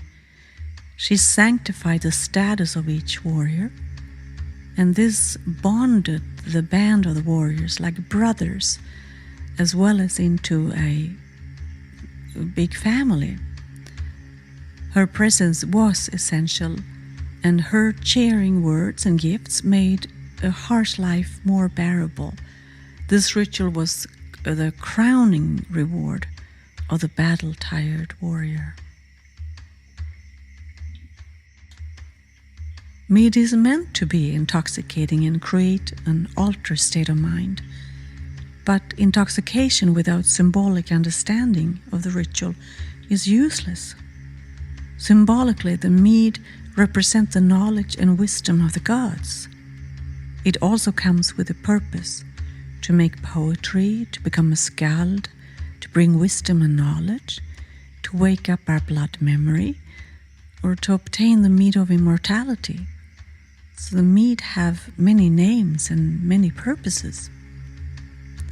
The cult of the maiden mythology recognizes a great goddess. She is called the gold-adorned lady of the mead of wisdom, poetry, and immortality. She is also called the bright and shining one. She is the initiator of immortality, and she has many names. In other Indo-European cultures, there is a drink called soma, or Sanskrit haoma. It's an early Vedic ritual drink that brings ecstasy, healing, and immortality. And the guardian of the soma was said to be a serpent. And there is a parallel in Norse myth with the story of Odin transforming himself to a snake to get into the chamber where the mead was kept and guarded by the giantess Gunnlöd. So the mead is a life elixir, a liquor by which one achieves ecstasy and thus communion with the supernatural, and much more. Mead can be made many different ways, but the main ingredients are raw unpasteurized honey and pure water and yeast, natural or artificial yeast, and then some flavoring, fruit, herbs, and spices. We use a lot of mead here in Scandinavia when we hold our blutes, and most of the mead is homemade. And let me just tell you a little personal story. When I was at a blute, I was given some mead, and the person was from Skåne. He was a skald, which means he can speak poetry very good. And his name was Loke. And anyway, so he gave me some of his mead, and I said, wow, this is really good. And he said, he leaned over and said, would you like to know the secret ingredients? And I said, yes. Mm-hmm. And he said, well, it's berries from the hawthorn tree that you can more or less only find here in Skåne. And then it's my spit. Just like the gods of old, he said. And then he raised his horn that was adorned with ornaments and beautiful runes. And he said, Skål! And I said, Skål! But I wasn't sure if I wanted to drink any more of that mead. Anyway, I will tell you a bit later of how the mead was created by the gods, and you'll be surprised. Before I get into Norse mythology, and especially maiden mythology, I shall mention something about spirit spouse and what the great psychologist Carl Jung say about conjunctio, which is sacred marriage. So the spirit spouse, or soror spiritus, it's about a union between feminine and masculine. And the shamans and the sages, they have known this for ages, that one can never achieve the spiritual heights all by oneself. It's only when the two polarized feminine and masculine meet and become one with each other. Then there is a creation process that takes place. And it's in that perfect union that a new life brings forth. In Tantric Buddhism, they also talk about the union with a spirit spouse. It involves a special rite and initiations. It's sometimes described as an alternative route to achieving enlightenment, a sort of spiritual shortcut, perhaps even in a single lifetime. The practices is about unity and oneness of the feminine and the masculine, and it's about raising the Kundalini power up the spine to reach the pineal gland, which is in the middle of our brain, and that's considered to be our spiritual antenna. And with succeeding with this practice, one can reach spiritual heights of wisdom and understanding beyond that you would be able to achieve all by yourself. Carl Jung, he also speaks about sacred marriage, conjunctio, of oneness. But it's not oneness between two individuals, but it's rather an alchemical process that takes place when we enter into the transformative process that comes through self-awareness. Conjunctio that Jung refers to is the union of our divine spirit, our soul and our body. And when the individuation process is complete, the divine spirit has been brought down to shine through the soul and the body, and everything is unified. These three components that we have. A simpler way to explain it would be to say that by this process, every living organism becomes what is defined to become from the beginning. Carl Jung talks about a split in our minds between what's conscious and what's unconscious. And the individuation process brings our psyche to wholeness.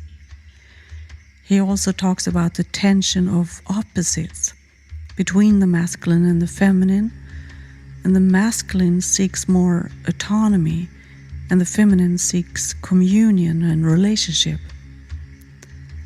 And repressing the tension of these sides of us makes us one-sided, and it leads us to project our unconscious fantasies onto reality, as well as repress and push the pressure out of our consciousness.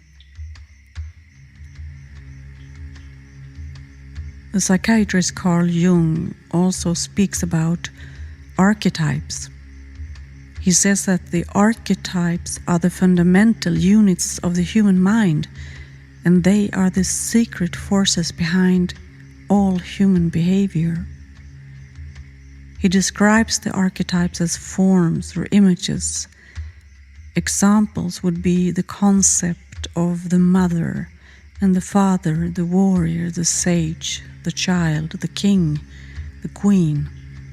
And there are many types of archetypes that we can find in ancient religions and myth and legends. Archetypes resides in our unconscious mind. That's the part of our mind we're not aware of, and they influence us without us knowing it. The archetypes are hiding an unconscious spark of lights from which a higher meaning can be extracted. So I wonder, how much does the archetypes of the North pantheon of gods influence us and our psyche up here in the North? Since we have forgotten our mythologies and lost our culture and our history. We used to have strong concepts like the noble woman initiating kings and warriors, and we had the strong clan society where honor was a valuable commodity to be protected unto death. And now this is gone, but it's coming back as well. So we are living in an exciting time because of that. Another concept that Jung talks about is doing your shadow work. And everyone carries a shadow, Jung says, "The shadow is hidden and repressed for the most part. It's the inferior and guilt-laden personality whose ultimate ramification reach back into the realm of our animal instincts. And the less this shadow is embodied in the individual's conscious life, the blacker and denser it is. Maybe mankind have suppressed the shadow self for so long that humans are becoming more animal-like. It's kind of a devolution process rather than an evolution. And one does not become enlightened by imaging figures of light, but it's by the hard work of making the darkness conscious in our life." Jung also says the brighter the light, the darker the shadow. There is a balance concept in that. A simpler way to explain this could be to say that we accept and we transcend the good, the bad, and the ugly in ourselves.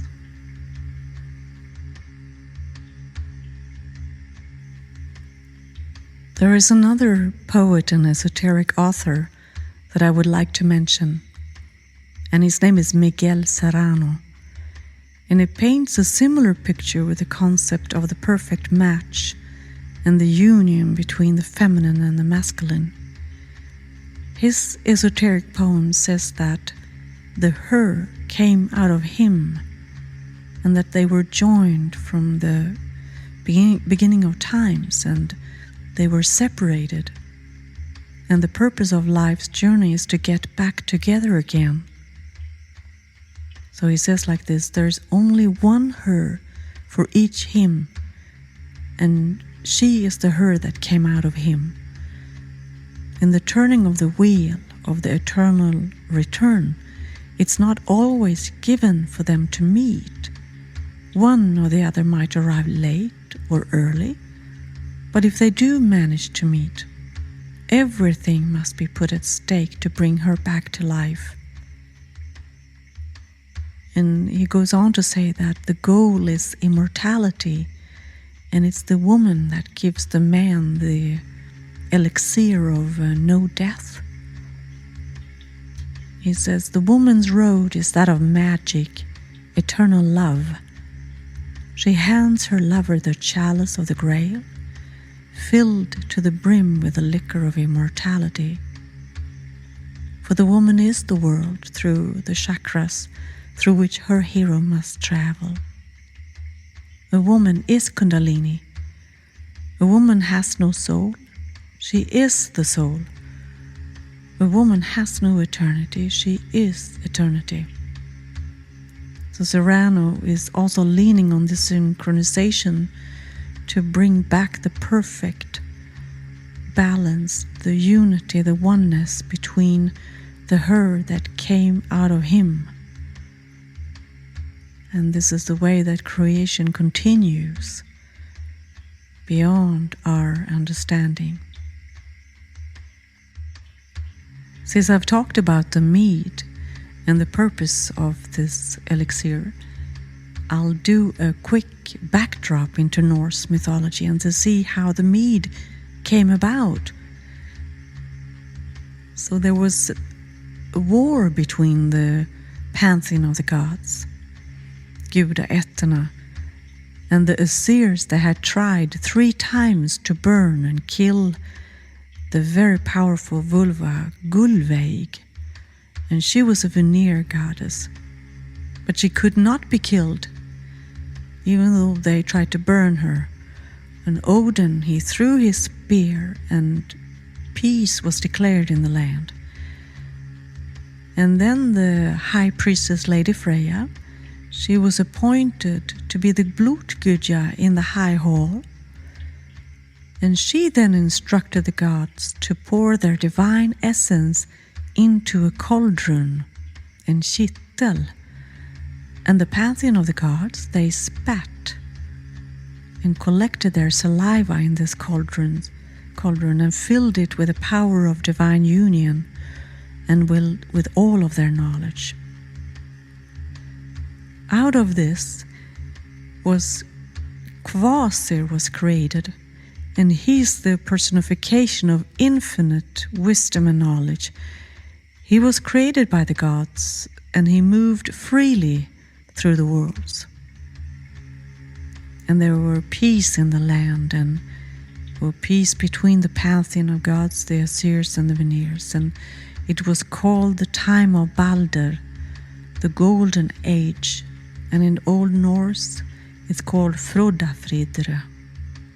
Until the dwarfs, Fjalar and Galar, they killed Kvasir and drained his blood into a big cauldron in Kittel, and they mixed his blood with honey. And this then became the poetic mead of memory. And it was according to the saga stored in the mountain Hindbjörg by the giant Suttinger, and it was kept by his daughter Gunnlöd, who is said to be the lady of the mead, the golden and bright maiden of wisdom, and she had many names. So now you know how the mead was created by the gods.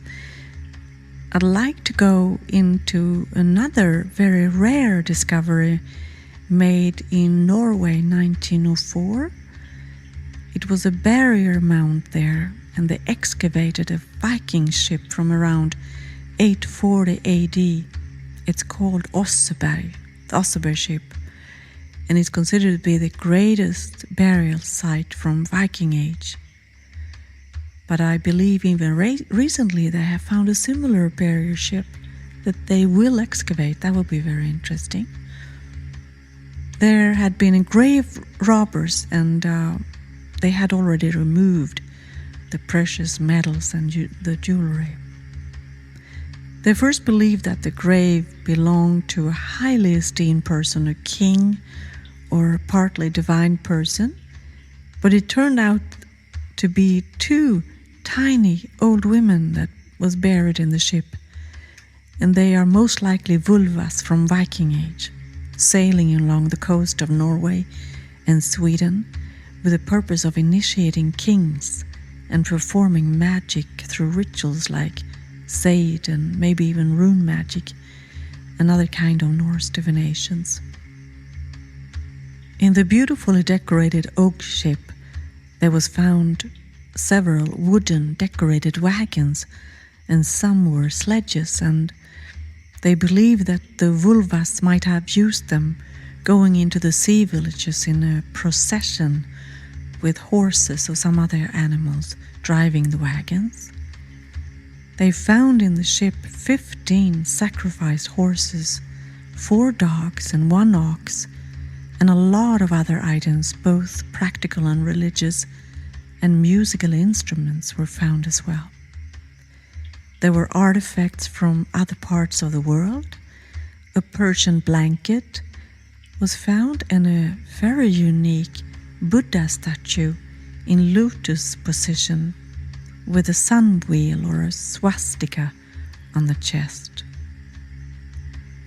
The 2 women, one aged between 70 or 80 and the other about 50 years old, were placed together in a large matrimonial bed with wooden poles. And there were additional 6 beds found in the grave.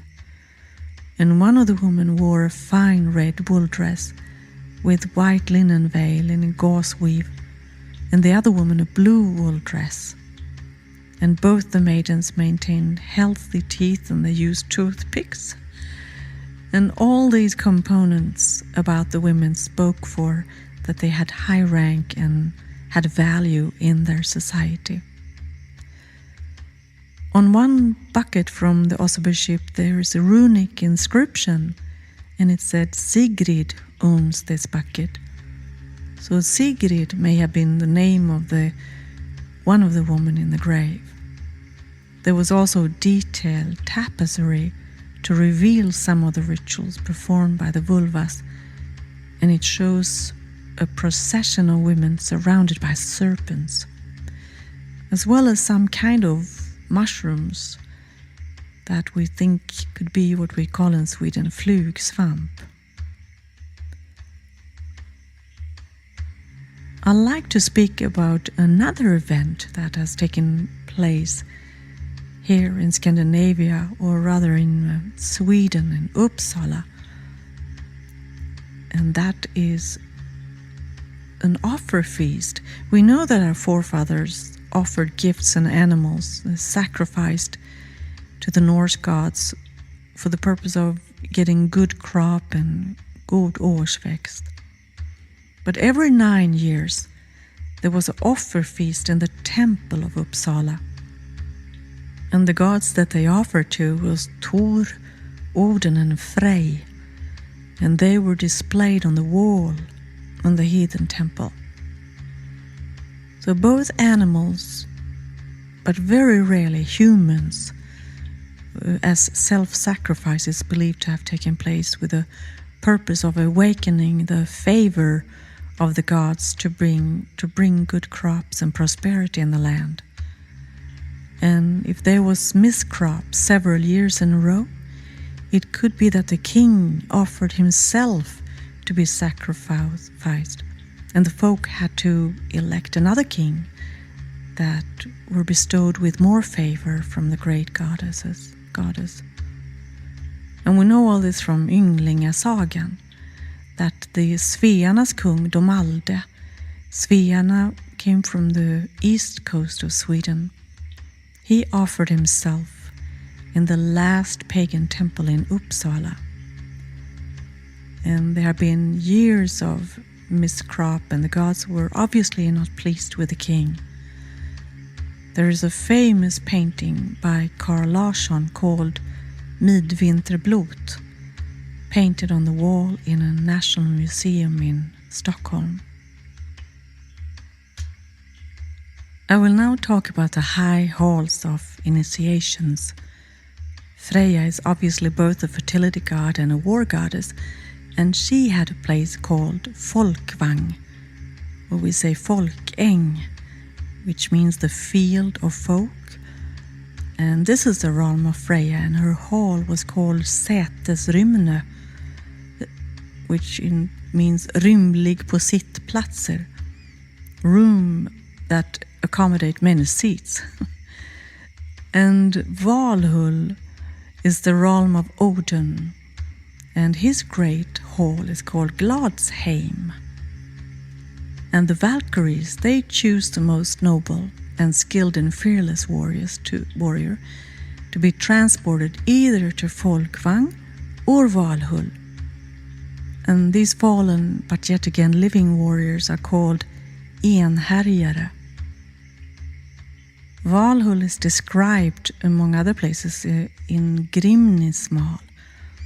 And Odin's Valhalla surrounding, like I said, is called Gladsheim. It means bright home, den glansfulla världen. And Gladsheim can also be considered to be a court, a hov, and it's golden adorned both on the inside and on the outside. And it's located in the middle of Asgård on Idavallen, where the gods meet. And in Valhalla there are 12 high seats for the gods. Valhalla means the hall of the slain, and Odin, who has many names, his name Ropt, he each day fetched the sword of the slain heroes. And at the entrance in the west of the hall, one can find the eagle head bowing down over the wolf, and all who enter Gladsheim shall recognize it by the shields and the spears and armors being found all over the hall. It's the greatest and most solid built domain ever built, and the house have 540 doors, and as many as 800 warriors or enhärjare can march through one door at the same time. And the myth tells us that the doors are very wide. And the Edda describes how the warriors march out every morning to Idavallen in the middle of Asgård, where they all day long work on their war skills and fighting against each other And at dusk they put themselves together again. They rise up and march back to the majestic, enormous hall of the fallen, where the gourmet chef Andrimner have prepared a feast, and they eat the meat of the boar and they drink the meat from the goat Heidrun. And the warriors, enhärjarna, can drink and eat as much as they would like, and the festivities shall repeat itself night after night. At the time of Ragnarök, the rooster Gyllenkam shall crow at Valhalla's roof, and Odin then shall lead the warriors to the battlefield Vigrid, where the last battle shall be between the giants and the Aesir. And the naming of Vigrid means krigsritt, or martial ride, or war ride. And this could indicate that Ragnarök shall be fought on horseback. It is said that Vigrid, meaning the battle of the field, is Holme. It's an island called Oskopne. And this makes sense because our forefathers, when they were settling dispute, they went holmgång. They went out to an island to settle the duel. There is another great hall built in Valhalla called Vingolf, or in Sweden would be Vengolv, the floor of the friends. And this is a hall for the Asynjer, the female Aesir goddesses. And it's great splendor, but it has nothing to do with Freja's folkvang. I will now say something about Freja's folkvang and the Valkyries. They are the one that choose the most noble and skilled and fearless warrior to be transported either to folkvang or Valhalla. And half of the slain warriors go to Freja's folkvang, and the other half goes to Valhalla. But it seems that most of the enhärjare, of the warriors, goes to Odin's Valhalla for further combat training and preparing for the forthcoming Ragnarök. But there could have been warriors that had reached a stage of completion or through initiations that did go to Freja's folkvang instead. This is speculation on my part, but it could be that since Freja is the initiator of immortality and she is the one that chose first, so it could be that they didn't have to go around the mountain again, so to speak, but they had already reached a level of consciousness and initiation, and so they didn't have to go to war again. The Lady Freja, she's the leader of the Valkyrie, and Valkyria is a combination of Val, which means the fallen warrior, and Kora means to choose a one, so they are the chooser of the slain. In Norse mythology, it's the women that initiates men into the world of the gods. And Valkyrie is also called själaförare, or soul travelers. Most of us are familiar with Richard Wagner's fabulous opera, Valkyria. It seems as the Valkyrie doesn't die, and there are many names spoken on in the Eddas, and most of the names reflect something that has to do with the battlefield. I'll just read some of the names. Gun, that means strid or battle. Gull, tumult or riot. Herfjutrur, that means krigsboja or war shackle. Hildre, strid or combat. Hrist, skakaren, the shaker. Kora, storm. And mist means dimma. And rota, oordning, disorder, means that's a funny Valkyrie name. Sigrun means segerruna, victory rune, and third, makt and power, and regnleif, gudasänd, and skägguld, yxtid, axe time, skågul, högrest, tal, gondol, trollstav, bärerska. Oh, I'm not going to even interpret that. The bearer of the... whatever. We can read about the Valkyrie Sigdrifa in the Edda Sigdrifamal, and where she speaks of the runes, and she gives wisdom words to folk and foe. So Sigdrifa, she slew Hjalm Gunnar in a battle that Odin had promised victory to him. And Odin then pricked the Valkyrie with sleep thorn in punishment for this, and said that you should never thereafter win victory in battle, and that you shall also be wedded. You should get married. And the Valkyrie Sigdrifa, she said to Odin, I have made an oath and a vow not to marry.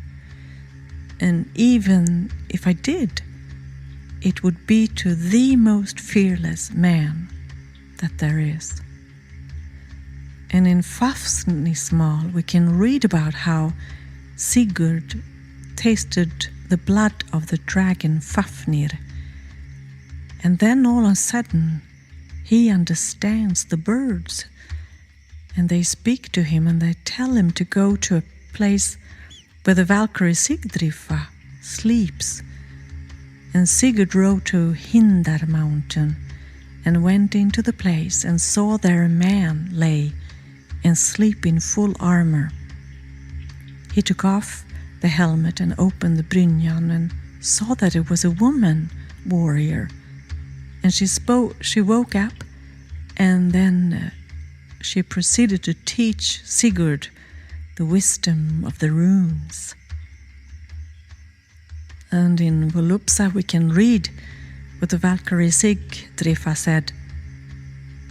She said, Hail dog's sons, hail Nut and Nipt, look down upon us with benevolent eyes, and give victory to the sitting.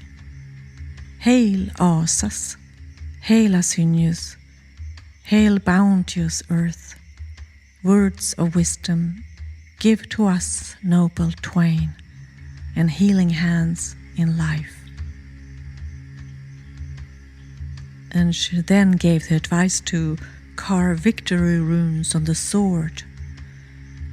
It should be the Tyruna to go for protection. And she said, victory runes you must know if you will have victory, and carve them on your sword's hilt, some on the grasp and some on the inlay, the name Tyr twice, and this shall protect you.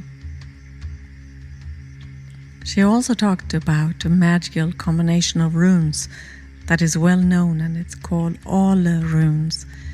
It's a combination of As, Lago, and the ear rune, the horse rune, and that makes up the number 24, which is the Fe rune.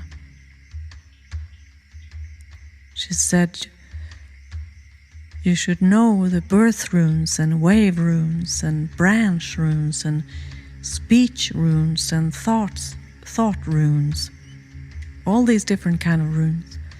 And she continued to give some advice, and she said, be honest to friends, keep an oath, and don't argue with unaware and stupid folk. Don't be guests with evildoers. Be careful with beautiful and cunning women. Don't get drunk. Fight rather than die in the fire. Don't ever believe enemies' oaths to harm you. Watch out for false friends.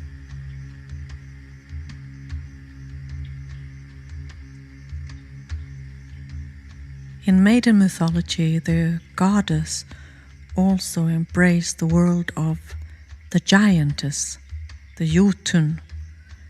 And giantess is also called Gugjar, but she's mostly called giantess, and that means eater or devourer. The giantess, disguised as the maiden, is creative and powerful and has magical powers. For instance, the giantess Grid supplied Thor with magical gifts.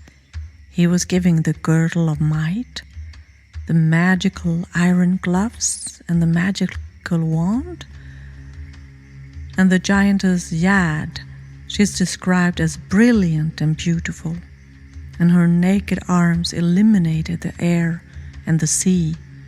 Frey fell in love with her at first sight, and the poetic Edda and the poem Skirnismal, she first refused Frey's proposal to marry, but after that Skirnir, which is Frey's messenger, threatened to use Frey's sword to cover the earth in ice, then she agreed to marry Frey, and she became the mother of the mythic Swedish king Fjölnir. And then we have the giantess Skade. She journeyed to Asgard to avenge her father Pjasi, whom the gods had killed.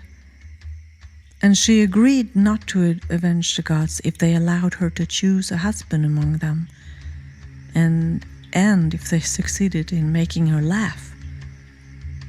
And the gods allowed her to choose a husband, but she had to choose him only from his feet. And she chose Njord because his feet were so beautiful that she thought it was Balder. And then Loki succeeded in making her laugh, so peace was made, and Odin made 2 stars from Pjasi's eyes. I will now speak on the Norse divination art of Seidr, or Seid, and Galder.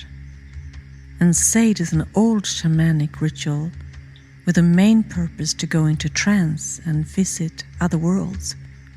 It's mainly done by women, even though the Lady Freja taught the art of Seidr to Odin, but he was mocked by Loki to say that it was a very womanly practice.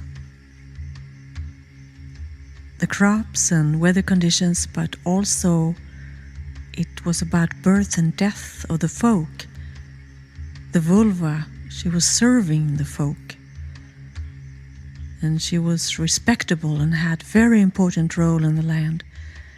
And the clairvoyant ability was very often inherited from mother to daughter and from grandmother, and it ran in the family, so to speak. The clairvoyant seidkona, also called vulva or vala, spådiser or stavbärare, staff bearer, is also a prophetess and a healer. And with her broad knowledge about the times that she lived in and about her love for the people and ability to then transfer herself to other worlds, she can make very good predictions as she comes out of the trance and give warnings about the future. We can read in the Edda about Thorborg. She was a vulva, or seidkona. She wore a red mantle with borders of white cat skin. She sat on a seidhell, or a kub, a special chair that she was raised a bit, and she wore a staff in her right hand. She is called stavbärerska, the staff bearer, and her maidens sat around her in a ring, and they used drums and hymns, so-called galder, that comes from the word gal. It's a high-pitched sound and very monotone, and it helps to bring the vulva into trance, as well as singing valdlokurs. Is also very monotone and rhythmic energies that that affect the vulva to go to trance and shapeshift eventually. When the vulva of the saint couldn't go into trance, she let go of her staff, and the maidens know that she is sort of traveling in other worlds, and they keep a special eye on her so that she can come back. There have been connections made between the vulva staff and what's called slentrissor. It's where you spin the thread of lean, and that indicates that the vulva also did textile work and weaving and twining the yarn, just like the three Norns, Urd, Skuld and Verdandi. They weaved the fates of the people, the fate of the people, and she is also the fate goddess. There is a saga about Orvar Odd, where the vulva predicted the destiny of him. He was the son of Grim Ludenkind and the grandson of Ketil of Håkoland in Norway. And when he was an infant, vulva predicted that he would be killed by his own horse Faxi at the place where he was born, and that he would return 360 degrees. In other words, he would return home. There is a background to why the vulva predicted Oddvarod's fate. His father, Grim, went up north to the White Sea to go fishing because there were no food to eat further south.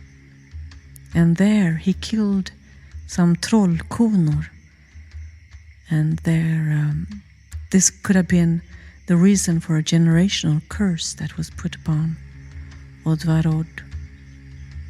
Anyway, so in order to undo this prediction, Orvar-Odd killed his own horse, and he buried him deep in the ground and left his home intending never to return again. His father gave him some magic arrows, and Orvar-Odd became a very successful warrior. He won many battles and traveled to many places in the world. But when he encountered Hjalmar, a Swedish champion warrior, he met his match. They fought, but they fought very even, and the two warriors, they not only became friends, but also entered into sworn brotherhood. And the two heroes fought many battles together. And Hjalmar, the Swedish warrior, he was killed in a battle, and Orvar-Odd had to bring the dead Hjalmar back to Uppsala and hand him over to Hjalmar's betrothed Ingeborg. She was the daughter of the Swedish king. And Orvar-Odd, he went traveling again. He went south, and he was fighting in the Mediterranean, and he was a full-blown pagan, but he had to pretend to be baptized when he was in Sicily. And there he was shipwrecked and arrived alone in the Holy Land. And after this he became homesick and went back home. Walking over the grave of his horse, Faxi, he mocked the old prophecy. And then he tripped over the skull of the horse. And there was a snake that appeared, and the snake bit him, and Orvar-Odd died. Just as the vulva had predicted, he returned home 360 degrees and was indirectly killed by his own horse, Faxi.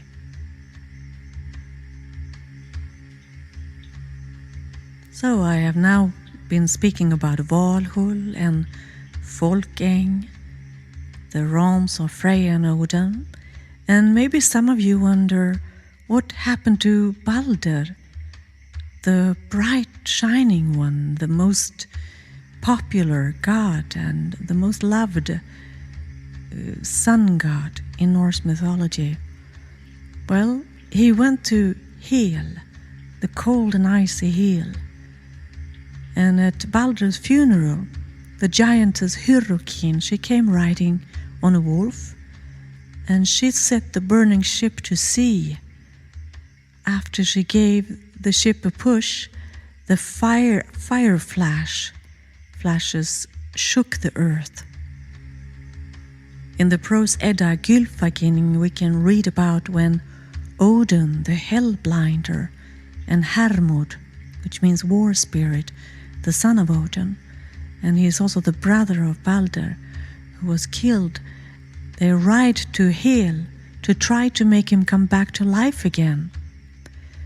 The gods were speechless and devastated by Balder's death.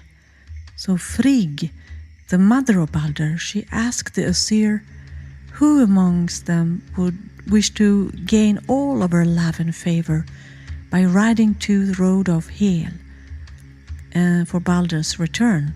So Hermod stood the challenge and rode Odin's 8-legged horse, Sleipnir, for 9 nights through the deep and dark valleys to Hel.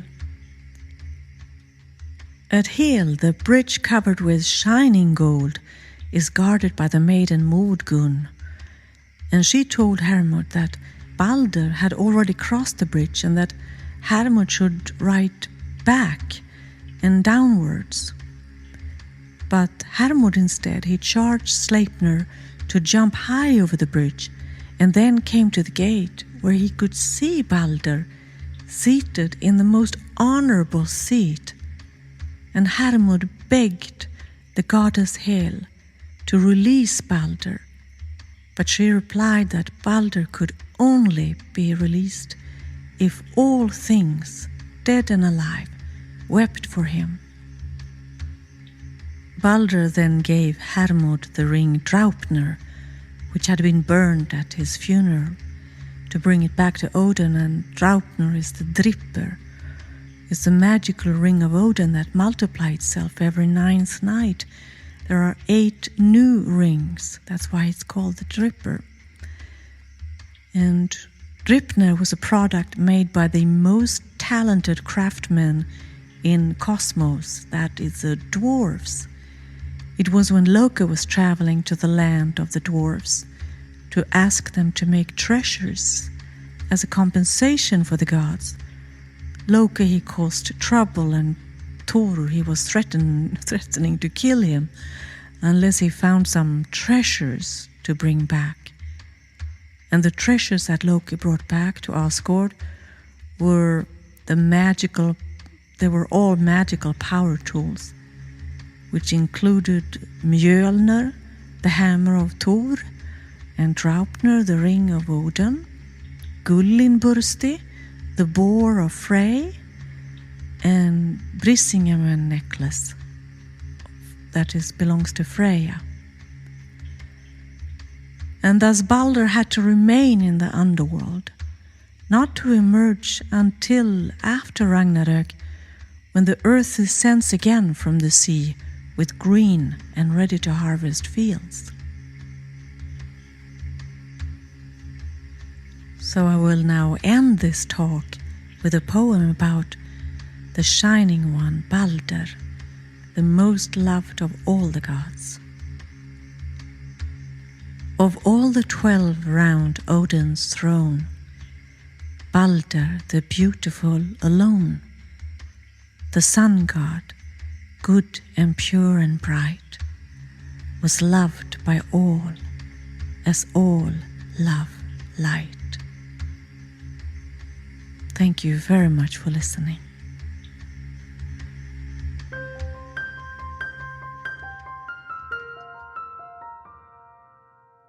And with that, it's time to bring the episode to a close. We'd like to thank the heroes of our past, the heroes of our time, and the heroes still yet to come. In the next episode, we will be looking into the religion and the gods of ancient Indo-Europeans and how they became known by so many different names and worshipped and honoured differently in so many Indo-European cultures. Until then, you can subscribe to us on YouTube, where we upload these podcasts with some visual accompaniment, as well as some readings of texts we deem to be particularly important. You can also find us on Instagram at aristogenesis.ig. Thank you for listening. Until next time. You have been listening to Aristogenesis, Episode 3, Initiation of the Hero, presented to you by nordiskradio.se.